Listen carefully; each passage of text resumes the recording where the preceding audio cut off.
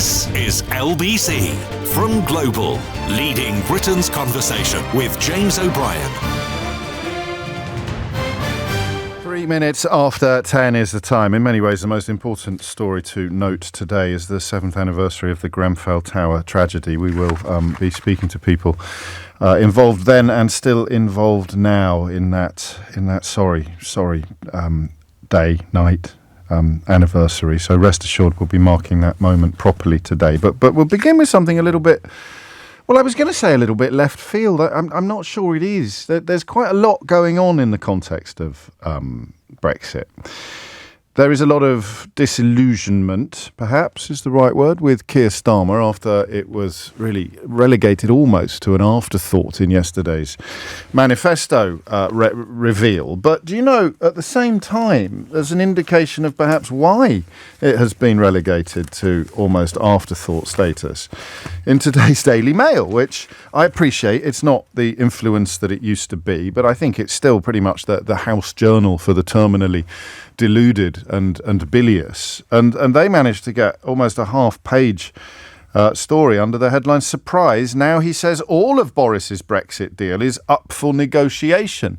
So Keir Starmer has managed to be simultaneously pilloried for not being strong on the need to revisit Brexit and for suggesting that he is going to revisit Brexit. I think that's worth pausing for a moment, isn't it? We live in very strange times, obviously, and I'm afraid they're going to stay strange for a while, even if the expected result of the general election arrives. But you have the leader of the opposition, a man riding extremely high in the opinion polls, being criticised for polar opposite positions.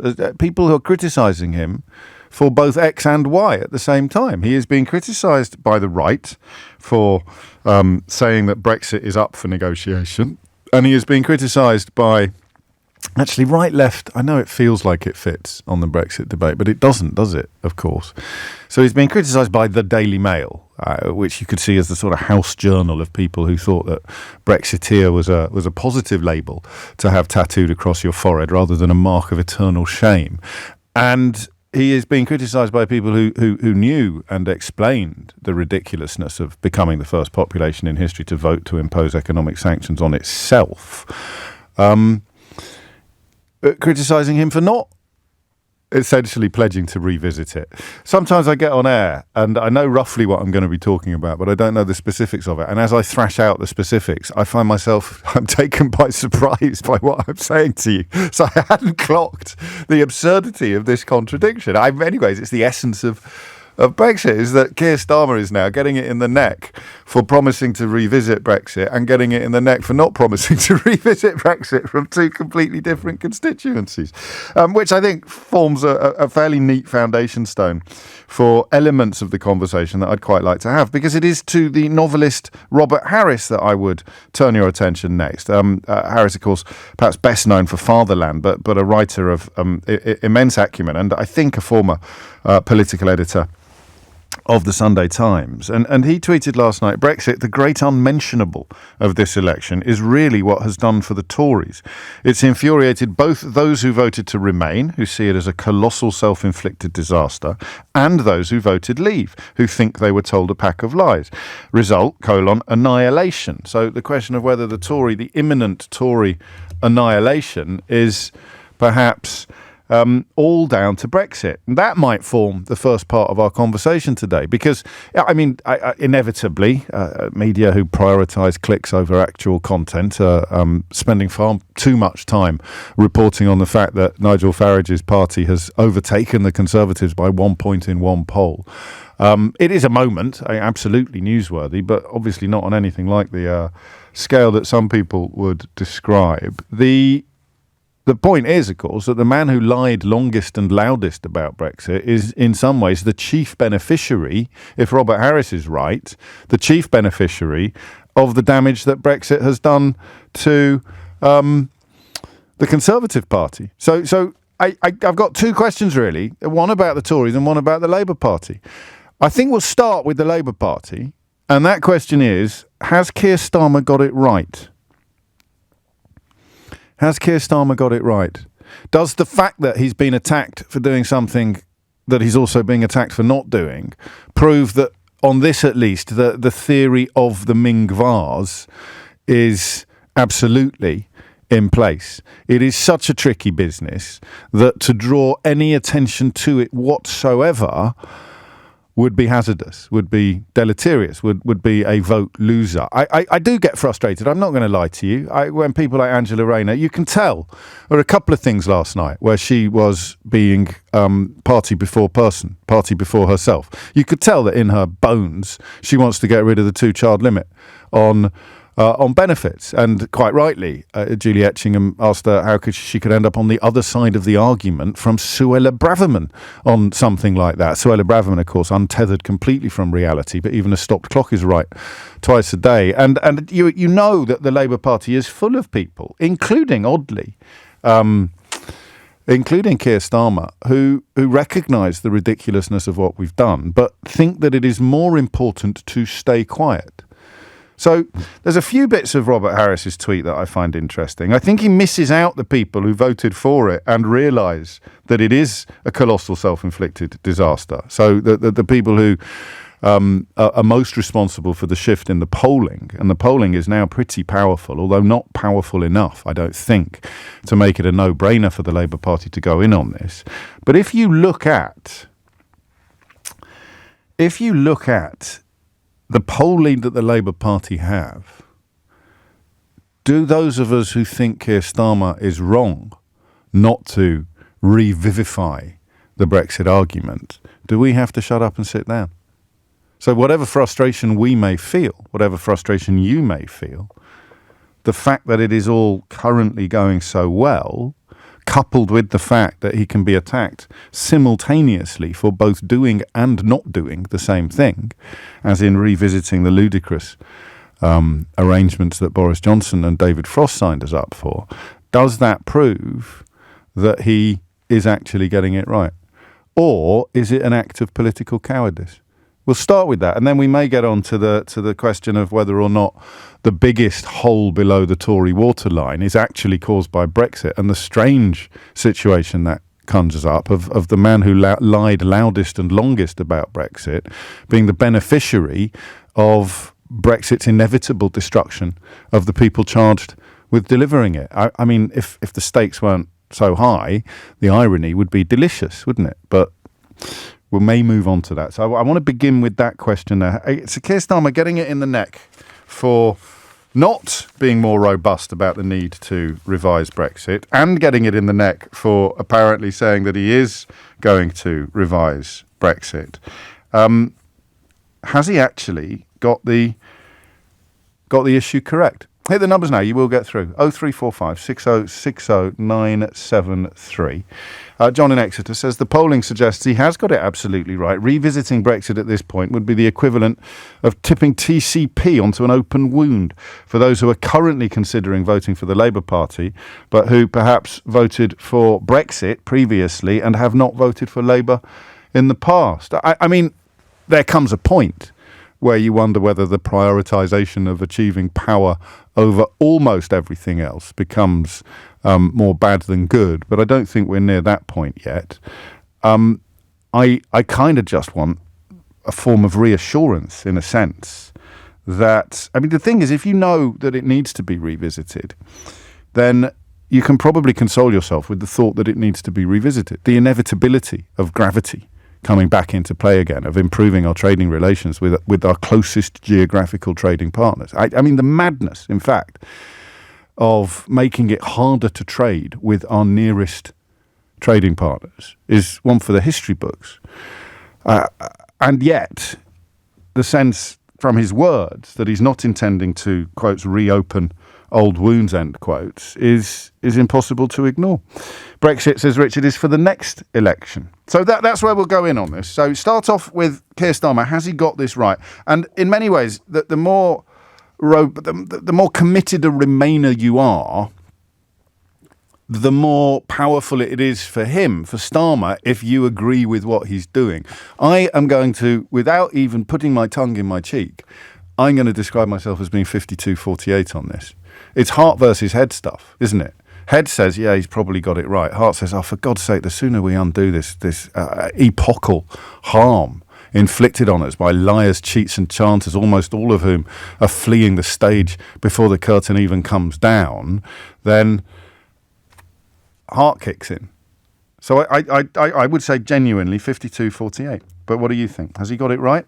0345 6060 973. And if he's got it wrong, why do you think it would be better, given where he stands in the polls, for Keir Starmer to have kind of applied the electrodes to the corpse of Brexit and reanimated the entire shebang? It's coming up to 10:15. The other question that we'll move on to is going to be, and you may actually want to have a crack at both, there's no reason why you shouldn't, but a big fan of Robert Harris, who's both as a journalist and latterly as an author, someone who understands particularly the threat posed by the far right throughout European history. But when he says that it is Brexit that has really done for the Tories, because the people who wanted it feel betrayed, and the people who didn't want it feel furious, I don't know that that's necessarily correct. But it is obviously deeply ironic that the man who lied loudest and longest about Brexit has just overtaken in the polls, or at least the leader, the party has overtaken in the polls, the party of the people who were charged with delivering it and therefore essentially sentenced to inevitable disaster because of the impossibility of delivering the unicorns. It's 10:15. James O'Brien on LBC. I also wonder, if you're like me and you think he's going to have to grasp this nettle soon, how soon is soon? Was it the Smiths who sang how soon is now? Anyway, how soon is soon? I give it a year, 2 years, and if they haven't done something in this space, you're going to start feeling your patience expire. I don't know, but it's always nice to get stuck into a Brexity phone-in. And I will. Lots of you are asking me to stop saying the B word. It sort of minimises the horror of what's been done. Do you know the people in my inbox, not just applicants for Idiot's Corner, but also people who might otherwise be quite sensible, the people who are always furious when we talk about it are the people who voted for it? I just keep Chris and Celia waiting for a moment longer, because I think that's absolutely fascinating, don't you? The people who get why are you still talking about it? It's over. Could you imagine if it had been a great success? The same people insisting that we never talk about it. It'd be a bit like winning the World Cup in 1966, and by 1967, every England fan in the world would be going, "Stop talking about it!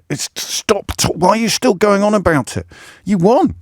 Why do you want everyone to stop talking?" I mean, that is more illustrative of where you sit than I could ever explain with words. That feeling you've got now, if you voted for it, whenever you hear me talking about it, that feeling you've got there, that's your fault, not mine.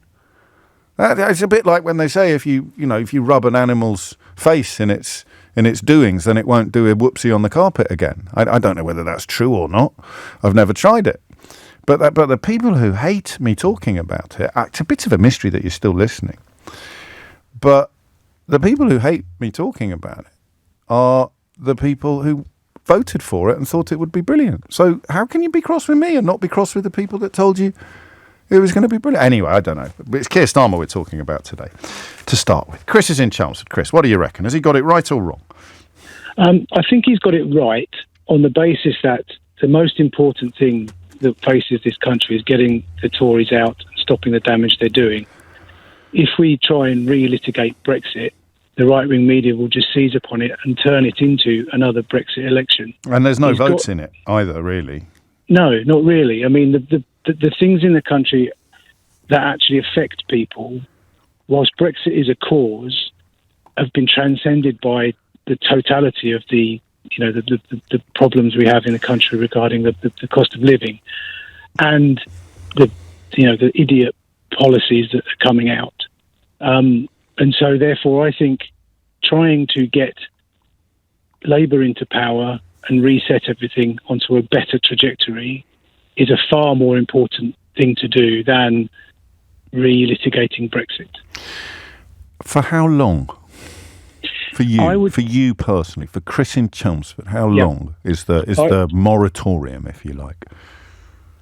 First year of Labour in power, as they start to do work on their growth principles and as they start to expand upon that, that's when the conversation about retapping into the European market would become better, because at that point you may also be facing tax rises versus opening doors to Europe, and you could use that as a growth, an argument for growth. If you want growth, we need growth in order to avoid tax rises, and we can't get growth if we continue to have economic sanctions in place regarding trade with our nearest geographical potential partners. I mean, exactly. Because you sort of the bleeding obvious will come to more to light, but when you do it from a basis that we're actually trying to build, right now we're trying to dwindle and move money up. If we can get the country understanding we're trying to build, then I think it's an easier. Sell's not the right word, is it? It's an easier acceptance proposal. Of people. I get it. How hard do you find this? Because you sound quite sanguine about it. Because I'm 52-48, but it's head 52, heart 48. Your ratio sounds a bit different. Your head is much bigger than your heart. Pretty much. I mean, I've got a boy at university, another about to get, doing his A-levels, trying to look at their future. I have to try and think that their future will be better with a Labour government. And what would be gained by scaring the horses on this issue at this point? But as you say, Chris, you give them a year. Good luck to your lad with those A-levels. I don't know who finds it more stressful, the students or the parents, to be honest with you. But it'll be over soon. The light at the end of the tunnel is edging ever closer. Thank you, mate. The voter I don't know about, the one that the Daily Mail tries to appeal to, is the one that's flirting with the idea of voting Labour, but remains committed to their vote for Brexit. And maybe it's, I don't know, a sign of my own limited social circle. But I don't think that I know anybody like that. I know people who voted for Brexit who now recognise that it was silly and are now intending to vote Labour for the first time in their life, including some family members. But the person who still backs Brexit, but is currently flirting with Labour and would be scared off by Starmer going further than he's gone on this issue, despite the fact that not going very far at all is still enough for the Daily Mail to have a swing at him. Oh, what a tangled web we weave. Celia is in Coventry. Celia, what would you like to write? What would you like to say? Hi, James. In answer to your question, yes, my belief is that Starmer has got it 100% right. And this is speaking for a Remainer that is not 100%. It's 1,000,000% yes. Remainer. I am from a blended Spanish-British family. And Brexit has been beyond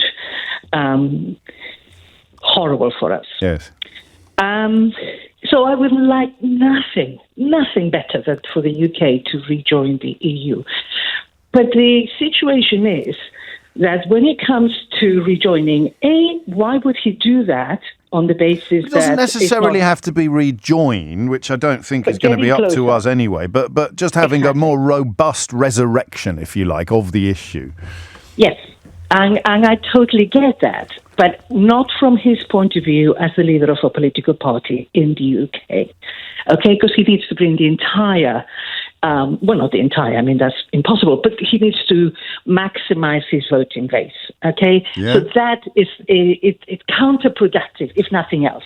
But what he does need to do, in my opinion, is that he does need to make Brexit work. I mean, that's a ridiculous statement. It never will, which is the reason why I say he needs to go back to Europe in 2025, make the best possible deal that he can do with Europe. And then once that is in place, he can then turn around to the population and say, right, that's the best we can get, or we can join the single market. Yeah, but you can't join the single market. I mean, you know that the four freedoms are indivisible, so you're never going to have freedom of movement of goods unless you have freedom of movement of labour. Absolutely. But at that point, the dire straits that the UK is in terms of labour, would have hit. I mean, there is a reason why Labour is on the top of the, so far ahead of the Tories.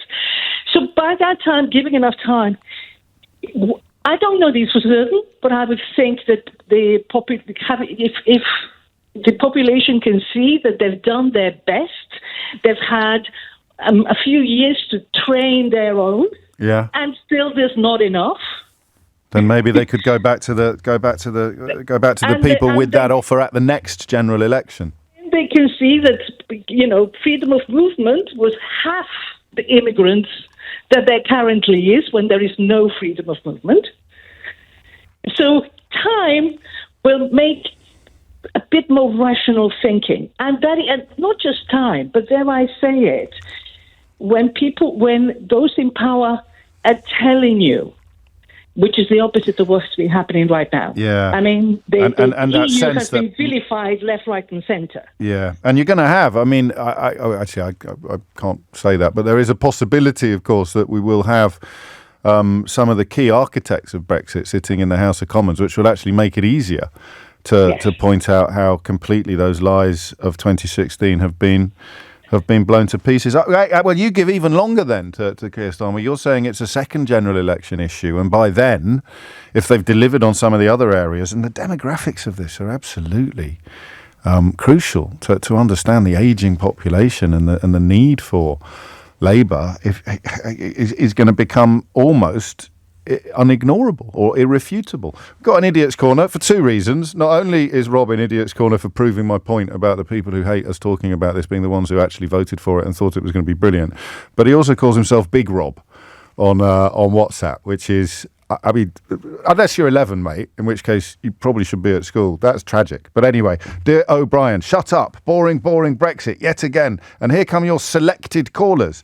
Well, my callers are selected, Big Rob, in the sense that we don't just pick up the phone and say, hello, you're live on the radio. But the idea that they're selected solely to portray a certain position, well, that's as daft as you thinking that we should stop talking about something that you thought was going to be brilliant just because it's all turned out to be rubbish. Boring, he writes, on his way, shouting on his way into Idiot's Corner. We will have to clear a big space, though, in Idiot's Corner because it's Big Rob. It's not just any old Rob, it's Big Rob making his way into Idiot's Corner this morning. Jeffrey, is it Big Jeffrey in Richmond or just average size Jeffrey? No, it's just average normal size Jeffrey. What would you like to say, Jeffrey? Well, what I'd like to say is that I think Keir's got this one wrong, simply because he doesn't need to. Is the majority here we're talking about is we're talking about a massive majority, and even if we've got plenty of room to lose a few on this policy. Yeah, but why lose them now when you don't need to lose them now? Because it's very, very important that Keir brings to this election what I'm seeing here is that he brings with it some integrity, honesty, decency back to politics, and that is absolutely crucial if we are going to put behind us the 14 years rule of Tory corruption and its lies and how people have generally disconnected from politics because of it. And if we want the country to move forward, it needs to be honest with the electorate. And I think we have to revisit Brexit because it has been so dishonest in the past. And our future depends on a good. I mean, everything you're saying is true. Everything you're saying is true, and yet, what does he win? Well, what he wins is integrity. But he's doing pretty well on that front already. Most of the abuse he gets on the integrity front comes from the left of him, not the right of him. No, and I understand that, but that won't hold up. Is if he comes into power not having acknowledged that something that we all knew all the time, that it had to be dealt with. Well, you're doing my head, not doing my head in. You're doing my head versus heart thing again, because I can agree with you intellectually. But what does he? Getting into Downing Street is top priority, right? Yeah. And we've done that. And we've done that. Well, no. It's the world's biggest ice rink and the world's most valuable Ming vase, mate. It's absolutely not over the line. You are counting chickens on a very dangerous level. You might as well stand in front of a room full of Labour voters and start shouting, "All right!" like Neil Kinnock did back in 1992. In the laws of probability, we've got. But what does he gain by doing that? Before the general election, he's got nothing to lose, is what I'm saying. Yeah, but he's not going to lose you by not doing it, is he? No, but he can afford to lose a few. But in doing so, has put no risk on his integrity later. Okay, I like your thinking. I don't necessarily agree with it. That was Ginormous Jeffrey in Richmond, live on LBC. Thomas Watts is here now with your headlines. James O'Brien on LBC. 10:33 is the time. Dear James, I bought and read your excellent book, How They Broke Britain. It is easily the best political book I've ever read. The least you can do is mention my WhatsApp. That's from Les. There you go, Les. There you go. Job done. Little Les, I think we should call it. No, we'll stop this joke now. It's not funny. 10:33 is the time. There is something else in Robert Harris's analysis, albeit only in a tweet. Poor fellow, woken up this morning, dropped a tweet last night. They're talking about it on national radio today. But I do find Twitter very helpful, even despite all the damage that Elon Musk has done to it. But for seeing what other people are thinking. And even phone-in hosts can embrace opportunities to find out even more about what other people are thinking. But if you look at Brexit's relationship with the Tory party and you look at the calamitous state of the Tory polling and all of Rishi Sunak's missteps, whether it's coming back from D-Day early or the stuff about Sky TV, that they are chiselling away at support for the Conservative Party. That he's around about Liz Truss levels now. So it's not we talked about this yesterday. We're not revisiting the question of how much of this is on Rishi Sunak. We're actually starting the question later of how much of this is on Brexit. Because if you voted for it and you traditionally lean towards the Tories, then you're going to go one of two ways. You either are going to be so cross with them for conning you that now you're going to vote for a different party, or you're one of the truly tragic figures who think there is a brilliant Brexit, but it goes to a different school. So you're going to go back to the liars, or you're just going to stick your fingers in your ears and close your eyes and go la la la la la whenever anyone talks about Brexit, but you're going to stay on side with the fellas that just talk endlessly about immigration and about how immigration is the only problem in the immigrants. Don't mention the fact that I was married to one. Immigrants. So does that involve pretending that Brexit never happened? I don't know. But I can't see who stays on board with this. I can't see which Brexit voter stays on board with the Tories. So Robert Harris's point works on many levels. The Brexit voter who's still clinging to the unicorn voucher, still thinks that it's deliverable, he's gone. And the Brexit voter who now recognises that they were conned, he's gone as well. She's gone as well. So who's left? So who is this sort of 19% of the electorate that are still on side? That's footballification, isn't it? It must be. They've got their scarves welded around their necks, not just tied tightly. They've been soldered into place. All of which perhaps adds to the wisdom, if you like, of Keir Starmer's decision not to go anywhere near it. Brexit, the great unmentionable. Single most important act of domestic policy making that this country has seen in the post-war period, arguably, is now something about which both major parties are terrified of talking. It's incredible, right? But is Keir Starmer wrong or right to do it? Claire's in York. Claire, what would you like to say? Oh gosh, thank you for taking my call. You're not allowed to sound surprised, Claire, that I've taken your call because you've been on hold for 3 minutes. I know. It's just that I'm so desperate to speak about this. Well, I'll shut up then and I'll let you. Because I'm so depressed this morning and so despondent because Farage has been all over the media for hours on end, peddling his snake oil again, normalising and sanitising his bile. And it seems people are willing to fall for it again. I think the last thing this election needs right now to make this general election all about Farage and Brexit again. I think but it's not. I mean, he's not mentioning Brexit either, is he? But to be honest, I'm going to have to rely on you for that because it brings me out in hives. No, I heard him with Nick the other day trying to make light of the fact that a huge number of their candidates are fully signed up friends of some fascist leader. But, that's like the Pope being a Catholic, isn't it? Or bears defecating in woodland. He's not talking about Brexit, except presumably to say there is a brilliant Brexit and it goes to a different school. Exactly. That's what he's doing. So people are still in that mindset of thinking it just needs more time to work. And I just think it's better for Keir Starmer to show rather than tell. People don't like to be told. They have to be brought. They have to be encouraged and brought to see things a better and different way. Show why it's going to work, and you can do that best from a place of authority and power. And I think it has to be done gradually. People have to feel that it's their decision to change their mind about it. That they've not been made to feel stupid or wrong or whatever. Well, they're going to have to be made to feel wrong. Well, yes, wrong, yes. You can't. Yes, sorry, but stupid is a trickier one, isn't it? Because some of them are stupid, Claire. We can't walk on eggshells all the time. Sorry. But I suppose the stupid ones will be the ones still clinging to the idea that it was ever going to be a good idea. At some point, that percentage, I'd probably settle around 10 to 15, I suppose, 10 to 15% of an electorate. But can I also of course. just.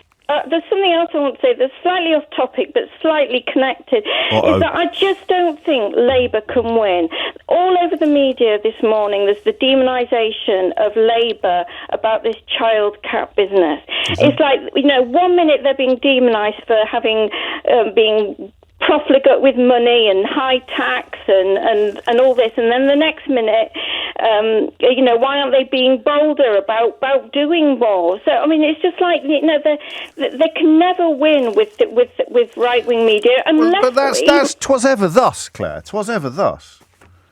There's nothing new. I just think it seems on steroids at the moment. Well, that brings us back to Brexit. Brexit broke everything. Everything's bent now because you can't. I mean, that most of the right-wing media is categorically incapable of reflecting reality, because reality would involve saying sorry for what they encouraged all of their readers, viewers, and listeners to do back in 2016, and they can't do that. Yeah, I mean, I just get so fed up with how. When you think of all the tax things that the Tories spoke about the other day, 75 billion on defence is going to be paid for firing a few civil servants, or disability payments are going to be scrapped to pay for tax cuts. And yet that's just all gone in the wash. No one's really talking about that. But this child cap, without looking at the other things. Labour are getting a kicking for saying that they're going to keep a Tory policy. So who's allowed to give them a kicking for that? If Tory voters aren't, Tory politicians aren't going to keep a Tory policy in place. So you're right, but the hypocrisy, it's a little bit dog bites man, isn't it? But they're giving breakfast clubs, and as someone who was a single parent, I know how that brings a lot of bang for its buck. That it helps parents get to work, it incentivises children from dysfunctional families get to school, who might not go. Yes. It helps them socialise outside of learning hours, which helps their relationships in school. It helps them start school with a full tummy. There's a lot of bang for your buck there, you know. No, there is, and I guess we're all guilty of this in a way. Certainly as a phone-in presenter, it's not sexy. Getting calls, getting people like Big Rob riled up, getting calls from you, insightful, intelligent, informed calls, getting disagreement on whether Keir Starmer has got it right. But I don't know that the breakfast clubs lend themselves to that kind of conversation, but they certainly deserve more coverage in the less interactive corners of the British media. 10:41 is the time. You're listening to James O'Brien on LBC. Claire in York, thank you. Charlie's in Greenwich. Charlie, what would you like to say? Hi, James. Hello, good morning. I think Keir's got it wrong on this one. Go on. I'm afraid. I think he's just gone too hard on it. He in the manifesto, it says in black and white, rule out single market, rule out customs union, rule out freedom of movement. And it uses those three words, make Brexit work, which in my mind, you might as well write that in crayon and surround it with clown emojis, because you can't make it work. It was lies, right? We were sold lies, and you can't make it work. And I'm worried because... But sometimes pointing out to people that they've been lied to makes them hate you. Yeah, true. Take it from me, Charlie. Take it from me. No, I know, and I've heard it as well. But look, he's written it down in black and white in a manifesto. Like, manifestos are important. It's how the King's speech is formed. It's how you do the legislative agenda. Like, the way our politics work. And I just don't think he needed to go that far. Well, he would say, I presume, or his advisors would say, that if he can do what you've just described and still get a headline saying, surprise, now he says all of Boris's Brexit deal is up for negotiation, then imagine what the headlines would look like if he hadn't done what you've just described. Yeah, but then you're doing stuff on the basis of what the media are doing, and like the last caller said, you can't win. You can't win against it because it's just not truthful. Where are the spookable horses? That's the question, isn't it? Because that's the bit none of us know for sure. You've got the vote for doubling down on it, or just completely blaming immigration for absolutely everything. You've got that vote going off to the right of the Tory party now. But the people who are flirting with the idea of Labour while still not regretting their Brexit vote, I don't know who they are and how many of them there are, and nor do you. And until we do, we don't know which of us is right and which of us is wrong. No, I agree, but it's all about like the conversation and this idea of a shifting over to window, because anyone who's calling for us to rejoin the EU is now seen as an extremist, because all the kind of middle ground are just saying no. Even the Lib Dems and Greens are saying, well, yes, maybe at one point in the future. I think the Lib Dems have been a bit more outspoken about that. A little bit, a little bit. But I've been watching these debates and thinking, God, it's a shame I can't vote for an SNP or a Plaid person, because they seem to be the only people shouting from the rooftops, this was a momentous mistake. It's costing us 40 billion a year in tax. We've just spent 4 billion doing customs checks that don't even work, And for Plaid, certainly, I was very impressed by the Plaid leader last night. I thought he was really good. I didn't see the whole thing, but what I saw, he probably, probably because I knew the least about him before I started watching it. That may be partly why I was so impressed by him, but of course Wales voted to leave, so it's a bolder position for Plaid to adopt than it is for the SNP. Yes, no, exactly, but I just think the main political parties should join in that conversation. Otherwise, what do they gain by doing it now at this point? So this conversation will be different in 6 months' time, Charlie. It'd be hugely different in a year, and it would have been different 6 months ago. So, it's true, but I mean, like I said, he's put it in black and white. That these things are ruled out. The last time I called in on your show, we were talking about freedom of movement and the damage it's done to touring musicians, because I just helped, fill the Albert Hall with the EU flags the last night of the proms. But these are issues that our country faces, and he's ruling things out in black and white, which is going to be very difficult to reopen. And the weird thing is, the polling is it's never completely infallible, is it? But the most recent one I've found has rejoin, not just renegotiate, at 62 and stay out at 38. So it's as if those of us who would be in that 62, if push really came to shove, if it was a binary choice between rejoining and staying out, it's as if for many people it's less of an issue than it is for you. You're all on the same team, you're all cheering for the same end result, but they are more patient than you, more optimistic perhaps than you, and by that I simply mean that just because that has been written in this manifesto doesn't mean it's off the table forever, or just less married to the idea than you are. And he's probably got that right. He's probably got that right. I just feel that there needs to be more voices to shift the conversation. Which is why the post-election period is going to be absolutely fascinating. And this isn't going to be at the top of the list. I think the NHS is going to be at the top of the list, something we may talk about a little later in the programme. Charlie, thank you. I think we'll carry on with this. Bring in that question about whether or not it is, as Robert Harris contends, the thing that has done for the Tories more than anything else. Is it Brexit? Because that puts the Tory press in such a tricky position. Daily Mail today still moaning that Keir Starmer might change Boris Johnson's Brexit deal, which even the bloke who negotiated it has tried to disown. It's quite extraordinary, really. And of course, we know that Boris Johnson's Brexit deal needed to be improved by Rishi Sunak and the Windsor framework. Maybe people just don't know enough. I don't mean that in a condescending fashion. Maybe the detail is a little bit enervating for people, but that will be put on ice for now. That will be put on hold for now, because up next will be our first guest to help me properly commemorate the 7th anniversary of the Grenfell Tower tragedy and the 72 people whose lives it stole. James O'Brien on LBC. It is 10:51. You are listening to James O'Brien on LBC. It is 7 years today since I was coming to work. Back then I used to come to work in a car, not on public transport, and I was reeling from images of a building I knew well burning, and the unknowable extent of the unfolding tragedy. And then something else very strange happened, which I think informed the way that we opened the show that morning. I started reading about the work of the Grenfell Action Group. I started reading the work of a blog under the title Grenfell Action Group that had been set up by two men, Edward Defan and Francis O'Connor, and one of them is about to join me, Ed Defan, a survivor of the tragedy and now a committee member of Grenfell United. But what was so staggering then and remains so stunning now is that 6 months before that fire, they had written these words: "It is our conviction that a serious fire in a tower block is the most likely reason that those who wield power at the Kensington and Chelsea Tenant Management Organisation will be found out and brought to justice." I couldn't get my head around it then, and I can't get my head around it now, that people like Ed not only feared the worst, but in many ways expected it. And then, of course, it happened.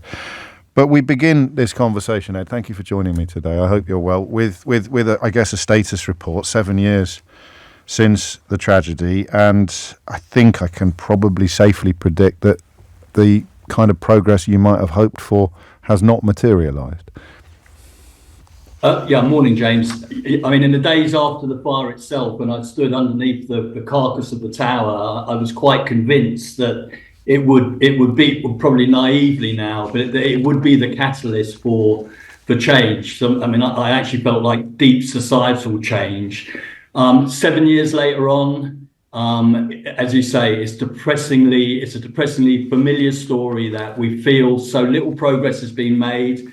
At Grenfell United, we focus on three prime objectives: to obtain the truth about what happened, to seek justice in convictions for the perpetrators that saw 72 people lose their lives, 18 children among them, and many subsequent to the fire. We've lost many community members, people that lived in the tower, relations of bereaved family members who have not lived to see justice. And, you know, we need to see criminal convictions. We haven't seen a single clink of handcuffs to date. And we also need to see change. We need to see change that will create a lasting legacy for the 72 lives that were lost. And I'm afraid progress in that department has been glacial. And it's tortuous, and it's very difficult to deal with. I know that you and your colleagues estimate about 600,000 people are still living in buildings clad similarly to Grenfell.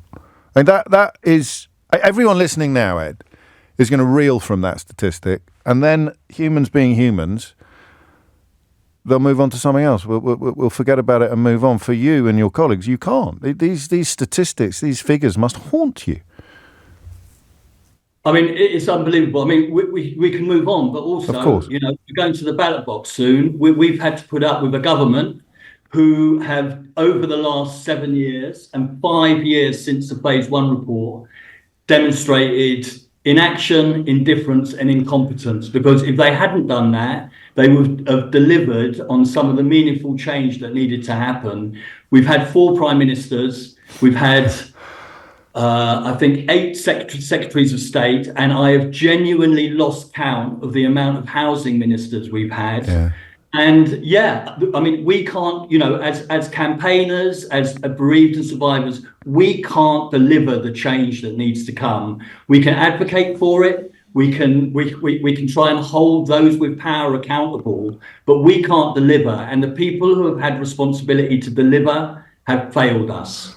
To pick up on a couple of things that you've just alluded to, I guess the first phase of the public inquiry, 2019, as you say, made pretty clear recommendations that, as you say, have been more or less ignored, many of which have been completely ignored by government.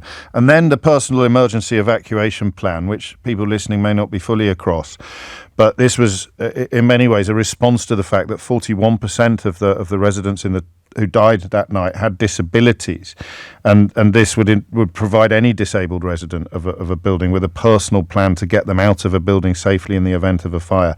That hasn't been brought in either. And it could have been. The recommendation was pretty clear on what implementation would look like. On a personal level, how do you account for this glacial? Well, this isn't even glacial, this is stationary. How do you account for the absence of action, given what you said about your feelings in the days immediately after the tragedy, where you thought that proper change had become, in tragic circumstances, absolutely inevitable? So I mean, we look at the recommendations of phase one of the report. We actually can go back even further and look at the recommendations from the Lakanal house fire in 2009 that saw the death of 6 people. And if you put the recommendation of that coroner report next to the phase one report of Sir Martin Morbick, they were almost identical. And had those original recommendations from Lakanal House been acted upon, Grenfell may well have been avoided. So I think what the problem here, I mean, like the Grenfell Tower inquiry has cost £170 million to date. The fact that at the end of that, the government that is in power has no obligation to act on those recommendations is absolutely shocking. And, you know, for whatever reason, whether it's because they're concerned about the financial implications. Do you think that's is that the big factor here, the cost? So they sort of push it to the back of the desk because doing what would be right and what would save lives is subject to a cost-benefit ratio, and the cost is too high to justify the lives that would be saved. That is most definitely a factor here. I think also, and it pains me to say this, is that, you know, for quite a long time now, I feel that we haven't had a functioning system that is able to bring the necessary change in place. And in fact, the most important part about today is always to remember the 72 lives that were lost. And that's at the heart of what today is always going to be about.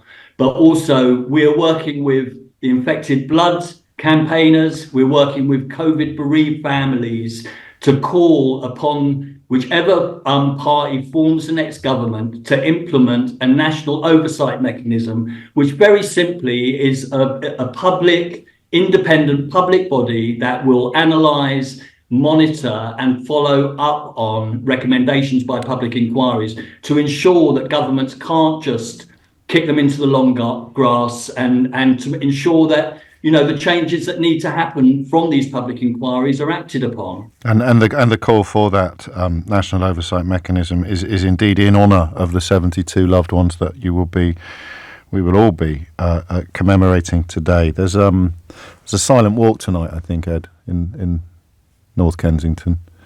There is. We're gathering at 6:30 outside the Methodist Church in Lancaster Road. And after the march takes place, we will have Pete Apps, who I believe is on your show in a little while. Yes, he is. And we're going to have members of both Infected Blood Campaign and COVID bereaved family members speaking. Final question: do you derive any optimism from the way in which, I mean, the wheels of justice grind ever slow, but the infected blood scandal has kind of reached an apotheosis? The Hillsborough tragedy, many of the families there feel that they did finally achieve a semblance of justice. Does that give you hope that even though it may take far too long and much longer than anyone could in good conscience allow, that you will eventually? You have to keep believing, don't you? Sure. So if we're looking at truth, justice and change, I think with the public inquiry, I think the evidence about the core participants was so explicit and so damning. I can't believe that This carousel of blame pointing will come to an end on September the 4th when the report is published. When it comes to justice, when it comes to change, I'm less convinced that we're going to get what we actually need to feel satisfied. Edward Duffon, thank you so much. It's always a bittersweet experience talking to you, but I'm very grateful for your time and, of course, for the work that you and your colleagues at Grenfell United continue to do. And as Ed said, we will be talking to Peter Apps, who is an absolutely brilliant journalist, working in the field of housing, but has done amazing work specifically in the field of Grenfell as well. We'll be talking to him towards the end of the next hour. The time now is 11:01. James O'Brien on LBC. 5 minutes after 11 is the time. David makes a powerful point that I think I will read in its entirety. He says, to anyone who thinks that cutting red tape is the solution to the complex problems that we face in society, look no further than Grenfell. In an age of the 24-hour media cycle, TikTok shorts and deplorables like Farage selling, quotes, common sense solutions, end quotes, to highly complex problems, we want solutions to everything immediately without any due consideration for the complexities necessary to protect the public. To anyone who doubts this, you need look no further than the web of blame cast by the Grenfell inquiry to understand just how messy it gets when industries and governments neglect the rules of the game in the pursuit of greed or statistics to pin a record on. The rules of the game are there to protect us all, and we ignore them at our peril. There have been so many moments during our time together, during the years that I've had the great privilege of being able to talk with you every morning, there are so many moments that have seemed significant. Listening to Edward talk there about standing in the shadow of the carcass of Grenfell and thinking, as someone who predicted the tragedy almost to the syllable 6 months before it actually happened, and thinking, well, it's going to have to change now. And then speaking to him 7 years later and seeing that combination of resolve and disappointment that it hasn't happened yet. That's the kind of thing I mean, these moments that you feel are going to change things and turn out not to. Do you remember what Jacob Rees-Mogg said about Grenfell? Do you remember when he said that the people who died because they lacked common sense? He said it in this studio. And you'd think, wouldn't you, that there would be some sort of sanction in the British media for people like that. Once you cross a certain line, maybe the phone will ring a little less often with invitations to come onto programmes and have your chin tickled, or phone calls from newspaper journalists saying, oh, could you give me a quote on this, or people sticking microphones under their noses on St Stephen's Green. You'd think there'd be some sort of sanction in place. You speak that casually about the tragic death of 72 people. You almost blame, well, not almost, you blame them effectively for being too stupid to flee when they chose to follow the advice of the emergency services. And it doesn't touch the sides of your reputation in some circles. In fact, I think Rees-Mogg is one of those people that got given his own show on one of these weird new TV channels. And that's part of the problem. That's part of what's broken, that relationship between appalling conduct and meaningful consequence. And remember that when Owen Paterson was caught breaking lobbying rules, Jacob Rees-Mogg was one of the ringleaders of the attempts to rip up the rule book. Not to encourage his friend to take his medicine, to take the punishment for the offences he'd been found guilty of committing, but to actually rip up the rule book in order to get him off the hook. And I mention that because he's one of the loudest critics of, quotes, red tape, end quotes, that David in Birmingham quite rightly reminds us is actually the mechanism by which we protect ourselves from tragedies. 8 minutes after 11 is the time. So back to the B word. Oh, I said I wasn't going to use that phrase anymore. Back to this conversation about Keir Starmer's tactics, but with a side order now of whether or not that how much. Here's the question for you, and I would quite like you to answer this from the perspective of somebody who voted for it, and even ideally someone who still thinks it was a good idea. Although I grant you that it takes quite a long run up to come on the radio and actually admit that out loud. How much of the damage, how much of the Tory disaster, the unfolding Tory disaster, tracks back to Brexit? I want you to think about this either as as an amateur analyst or as a case study. How much of Rishi Sunak's current problems, how much of the Tory party's catastrophic polling goes back to Brexit? 0345 6060 973. So we're looking at Keir Starmer's decision not to go near it. In fact, as Charlie reminded us in Greenwich a moment ago, not just not to go near it, but actually to go much further than he needs to put a cordon sanitaire around it, to stress, to state in black and white, no customs union, no single market, and the rest of it. So that decision, right or wrong, but now we'll add to the mix this question about Robert Harris's observation, the great journalist and author Robert Harris's observation, that the Tory disaster essentially tracks back almost entirely to Brexit and the failure, if you like, to deliver the impossible. So it sends people who voted for it and still don't realise how silly that was, or still don't realise how badly they were misled. It sends them scurrying for the nativist snarls of a Nigel Farage. And any Conservative voter who voted to remain has seen their party make an enormous mess of an already bad situation. So there's quite a strong case here, isn't there?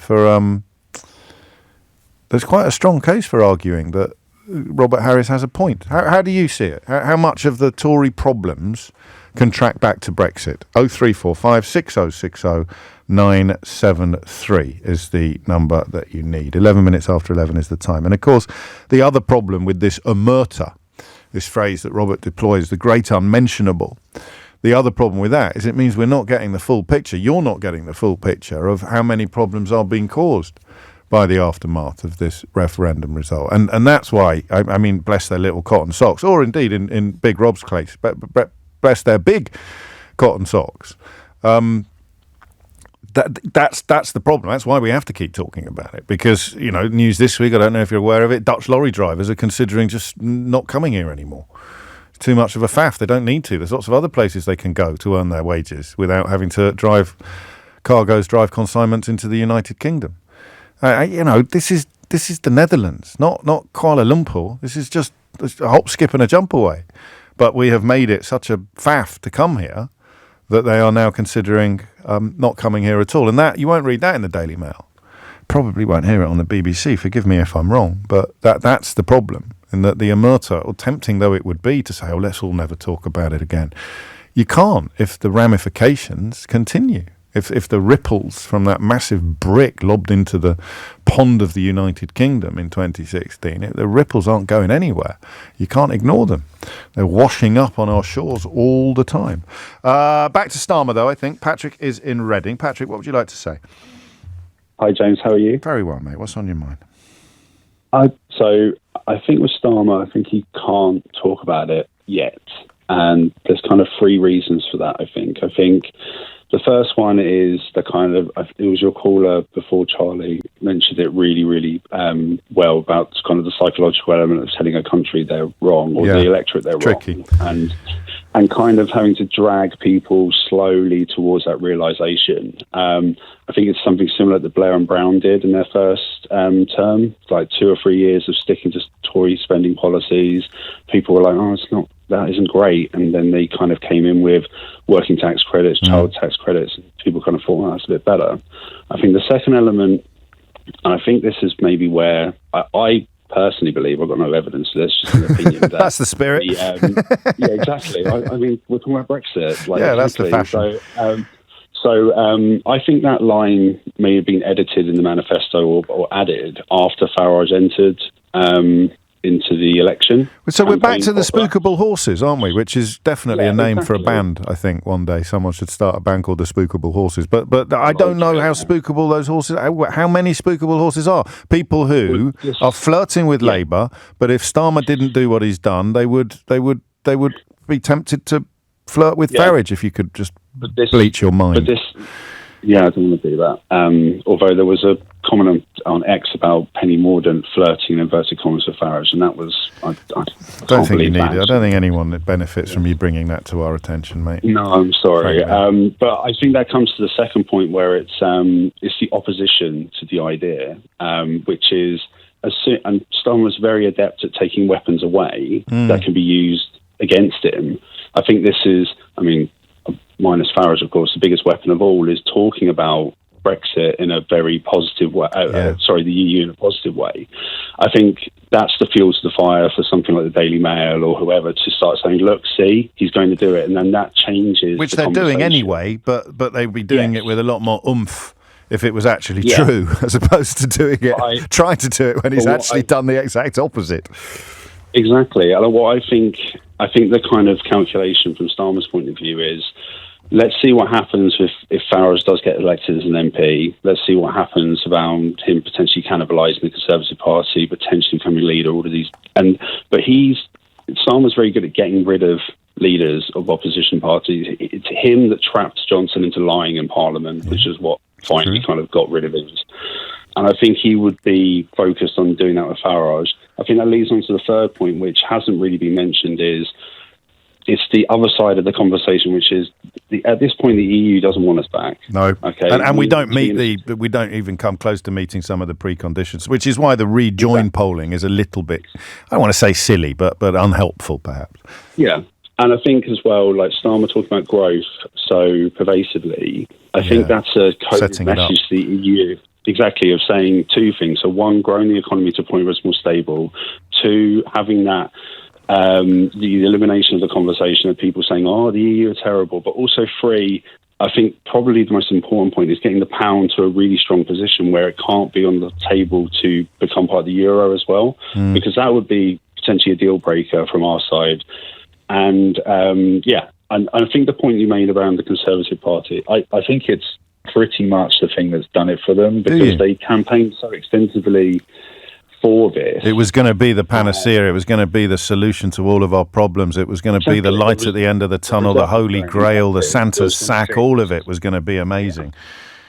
Absolutely. And I think like the fact that immigration is just, I think the immigration, it's a totally different phone-in, but I mean, the Hong Kong numbers and the Ukrainian numbers are included. Yeah, exactly. And I think this is the thing that it's going to halve next year. Net migration is going to halve next year, and Keir Starmer will be able to do a lap of honour.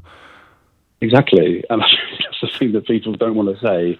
And so that's my kind of thoughts on it. I like it. I like it all. And that idea of it being, I don't imagine. No, that's not true. There's, it's the biggest audience in commercial radio in the whole country. This show now, for a talk show, not for a music show.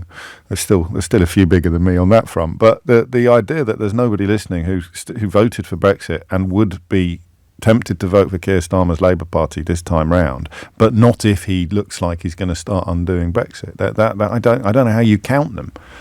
I don't know how we get a handle on how many of those people there are, because Patrick must be right. They must be part of the Starmer calculations. But there you go. That's the great phrase of the day. The spookable horses are on the gallops. It's 11:17. James O'Brien on LBC. 20 minutes after 11 is the time. I'm drawn. We were just having a chat during that little junction about the not for EU food labels. Have you seen them yet? Would you buy that? I'm not buying that. I wouldn't buy it, because it is. I know it's a bit more complicated than this allows, and it's all to do with the Windsor Framework and the Boris Johnson's lies about the borders in the Irish Sea.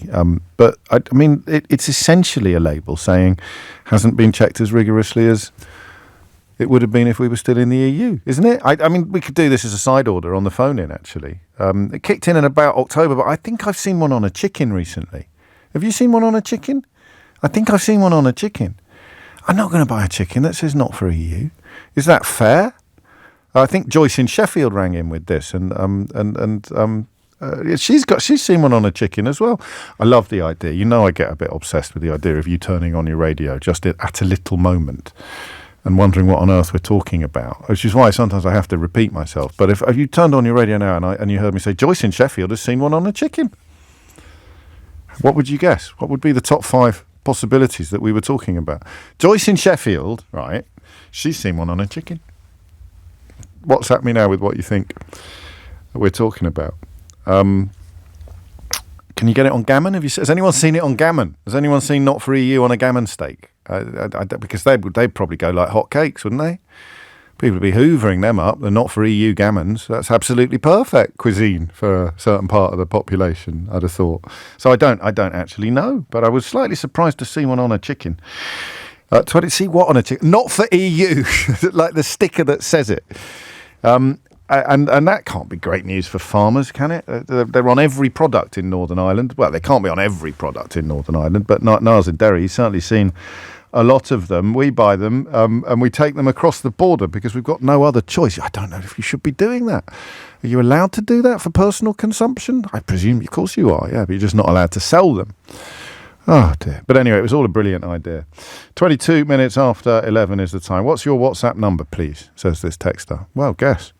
0345 6060 973. I wake up saying that number in my sleep sometimes. It's like a Pavlov's dog. 0345 6060 973. It's 22 minutes after 11. You're listening to James O'Brien on LBC. 0345 6060 973. I could do all of that, like AI. You don't need me here for those bits, but you need me here for these bits. Joshua is in Durham to steer us back to the conversation either about Keir Starmer or about the Conservative Party and both of their relationships with Brexit. Joshua, what would you like to say? We may never find out. I've bored him into submission. Julie's in Waltham Forest. Julie, what's on your mind? Yeah, I think it's, I don't know whether it's personality or it is with the Conservatives, their ambition of, what's his name?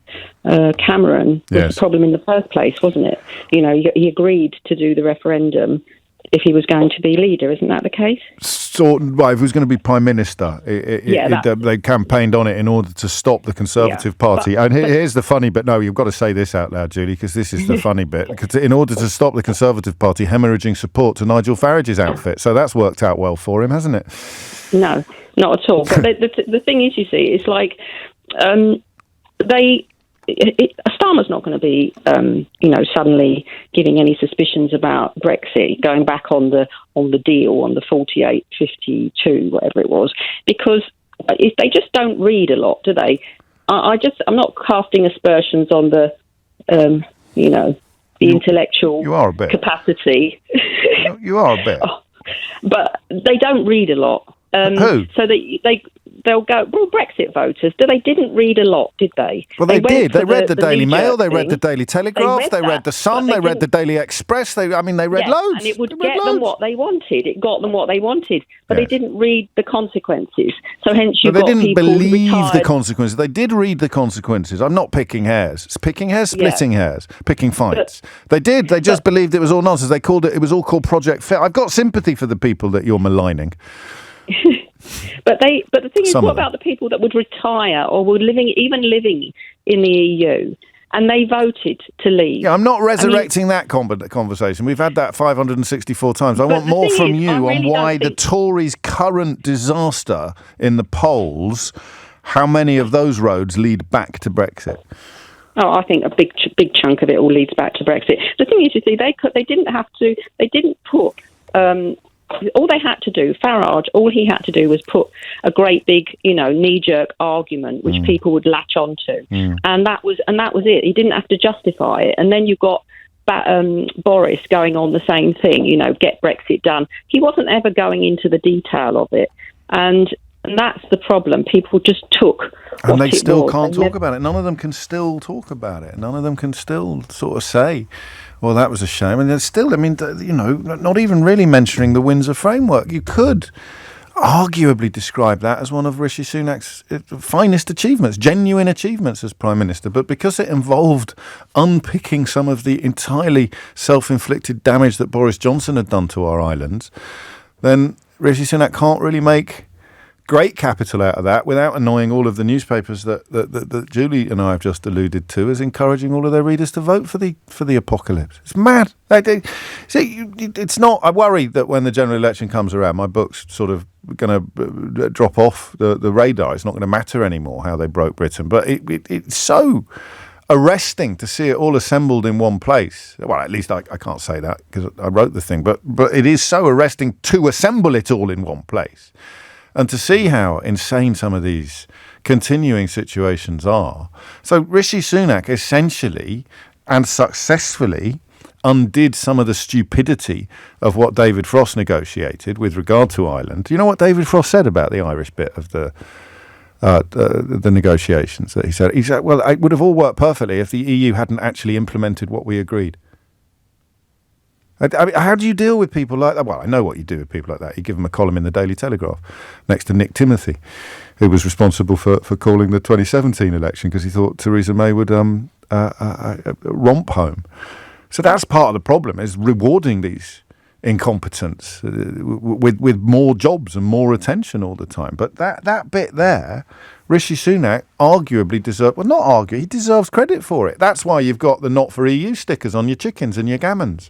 Because of what was negotiated, because of what Rishi Sunak managed to get the EU to agree to. It's a bit of a concession from them on this, which they did to prioritise the safety of the island of Ireland. And yet he can't really do a lap of honour on that. What have you achieved as Prime Minister? And he just talks about eat out to help out or something. Waiting lists have gone up for the NHS this week. Growth has stalled and waiting lists have gone up. And yet the sense that many of the problems that have led them into this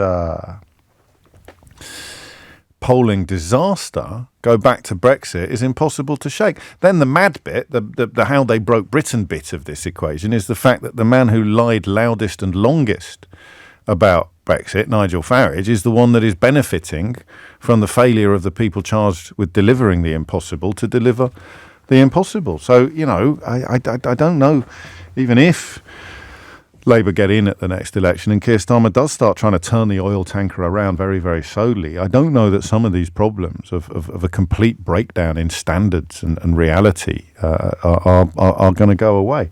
28 after 11 is the time. Joshua is in Durham, hopefully ready this time. Joshua, what would you like to say?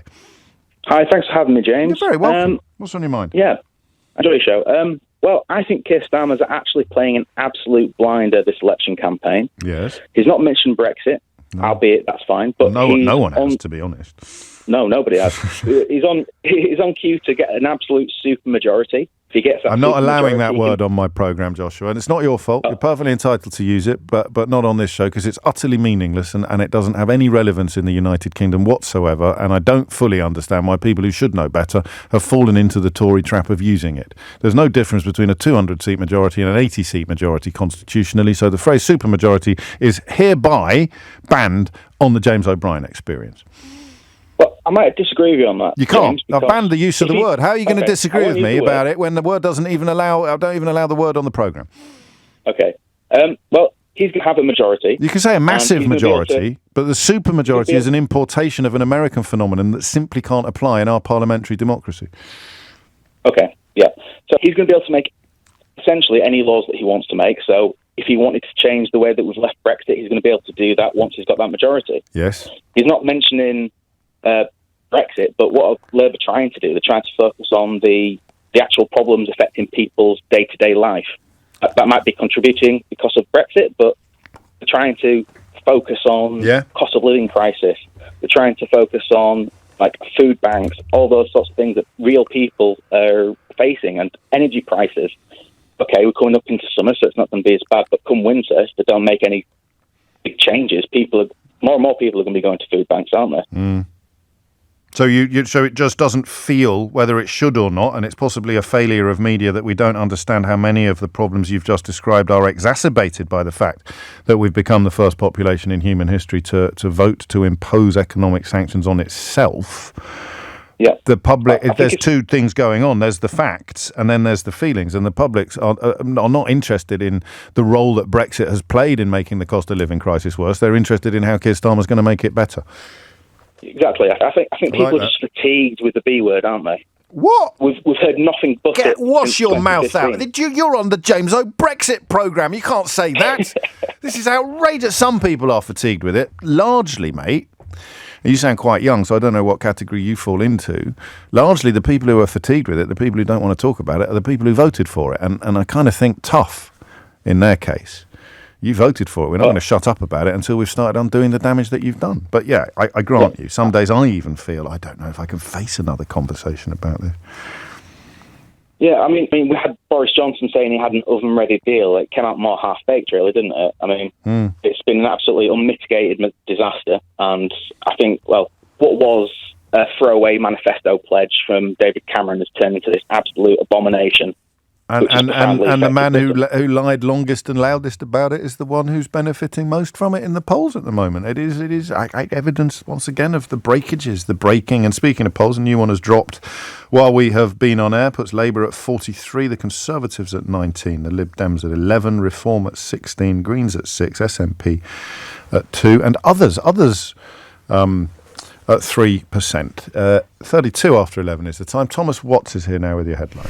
James O'Brien on LBC. It is 11:35. You're listening to James O'Brien on LBC. I know this from Darren that says, I was thinking the other day, James, who's actually benefited from Brexit? The only person I can think of is you.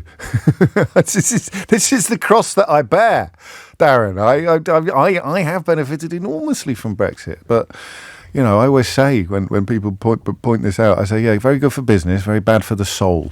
Certainly now, by about 2020, I think, once I'd become a best-selling author off the back of all this madness, I think I would happily have seen a bit of a reversal, if you like, a sacrifice, some of the grist to the phone-in mill upon the altar of wanting what's best for my country. So it's a really tricky position to be in, to benefit from damage being done to your own country, because you're one of the only people actually pointing it out. And of course it's the people who did the damage to our country that are claiming to be patriotic by insisting that we need to get rid of all the foreigners, which brings us back to the role that Brexit has played in undoing the Tory party. How much of their catastrophic polling is down to, as Robert Harris attests this morning, is down to Brexit, i.e. the people who didn't want it are still furious, and the people who did want it feel let down and betrayed, or conned. You know, if they've realised their mistake, they feel conned. If they haven't realised their mistake, they feel betrayed. It's 11:36. Steve's in Exeter. Steve, what would you like to say? Well, I think that the downfall of the Conservatives is not because of Brexit. I know you like to blame Brexit on pretty much everything. No, mate. Just the things that I can use evidence to show that it is responsible for or contributing to. Your evidence, the downfall of the Conservatives is because of the state of the Parliament. Right. You've got so why are Labour doing so well then? Because they're in the same Parliament. Labour are doing well because obviously you got the polls wrong with the Brexit vote. So no, I didn't. I predicted it, Steve. We'll see what happens. I literally predicted it. You can find the tapes. But anyway, I just want to examine your thinking here. So the Conservatives are in trouble because of the state of Parliament. To which my response was, well, how come Labour are doing so brilliantly in the same polls when they sit? At the moment, hang on, let me finish the question. Okay. When they sit in exactly the same Parliament that is responsible for the downfall of the conservatories. Conservatives, not conservatories. Yeah, that's what I fit. So basically, it is down to the whole of Parliament. Yeah, I can't see Brexit is. No, but just explain to me why it's Parliament and Labour are in it as well. Okay, because we've got so many corrupt, criminal MPs. Well, be careful. Parliament. We got libel laws there. But you're saying the Conservative Party, the parliamentary Conservative Party, is full of corrupt criminals. Not just Conservatives. Right. Labour, Lib Dems. Yeah. Basically, you've got MPs in there who threaten to throw acid in people's faces. MPs who what? I just got to be careful. I don't want you to libel anybody. And remember, I'm not libeling anybody. An MP got charged in court, so you're allowed to say it, for threatening to throw acid in a female's face. She's still sat on the bench. Yeah. You've got MPs. But that doesn't explain the collapse in the Conservatives' polling, does it?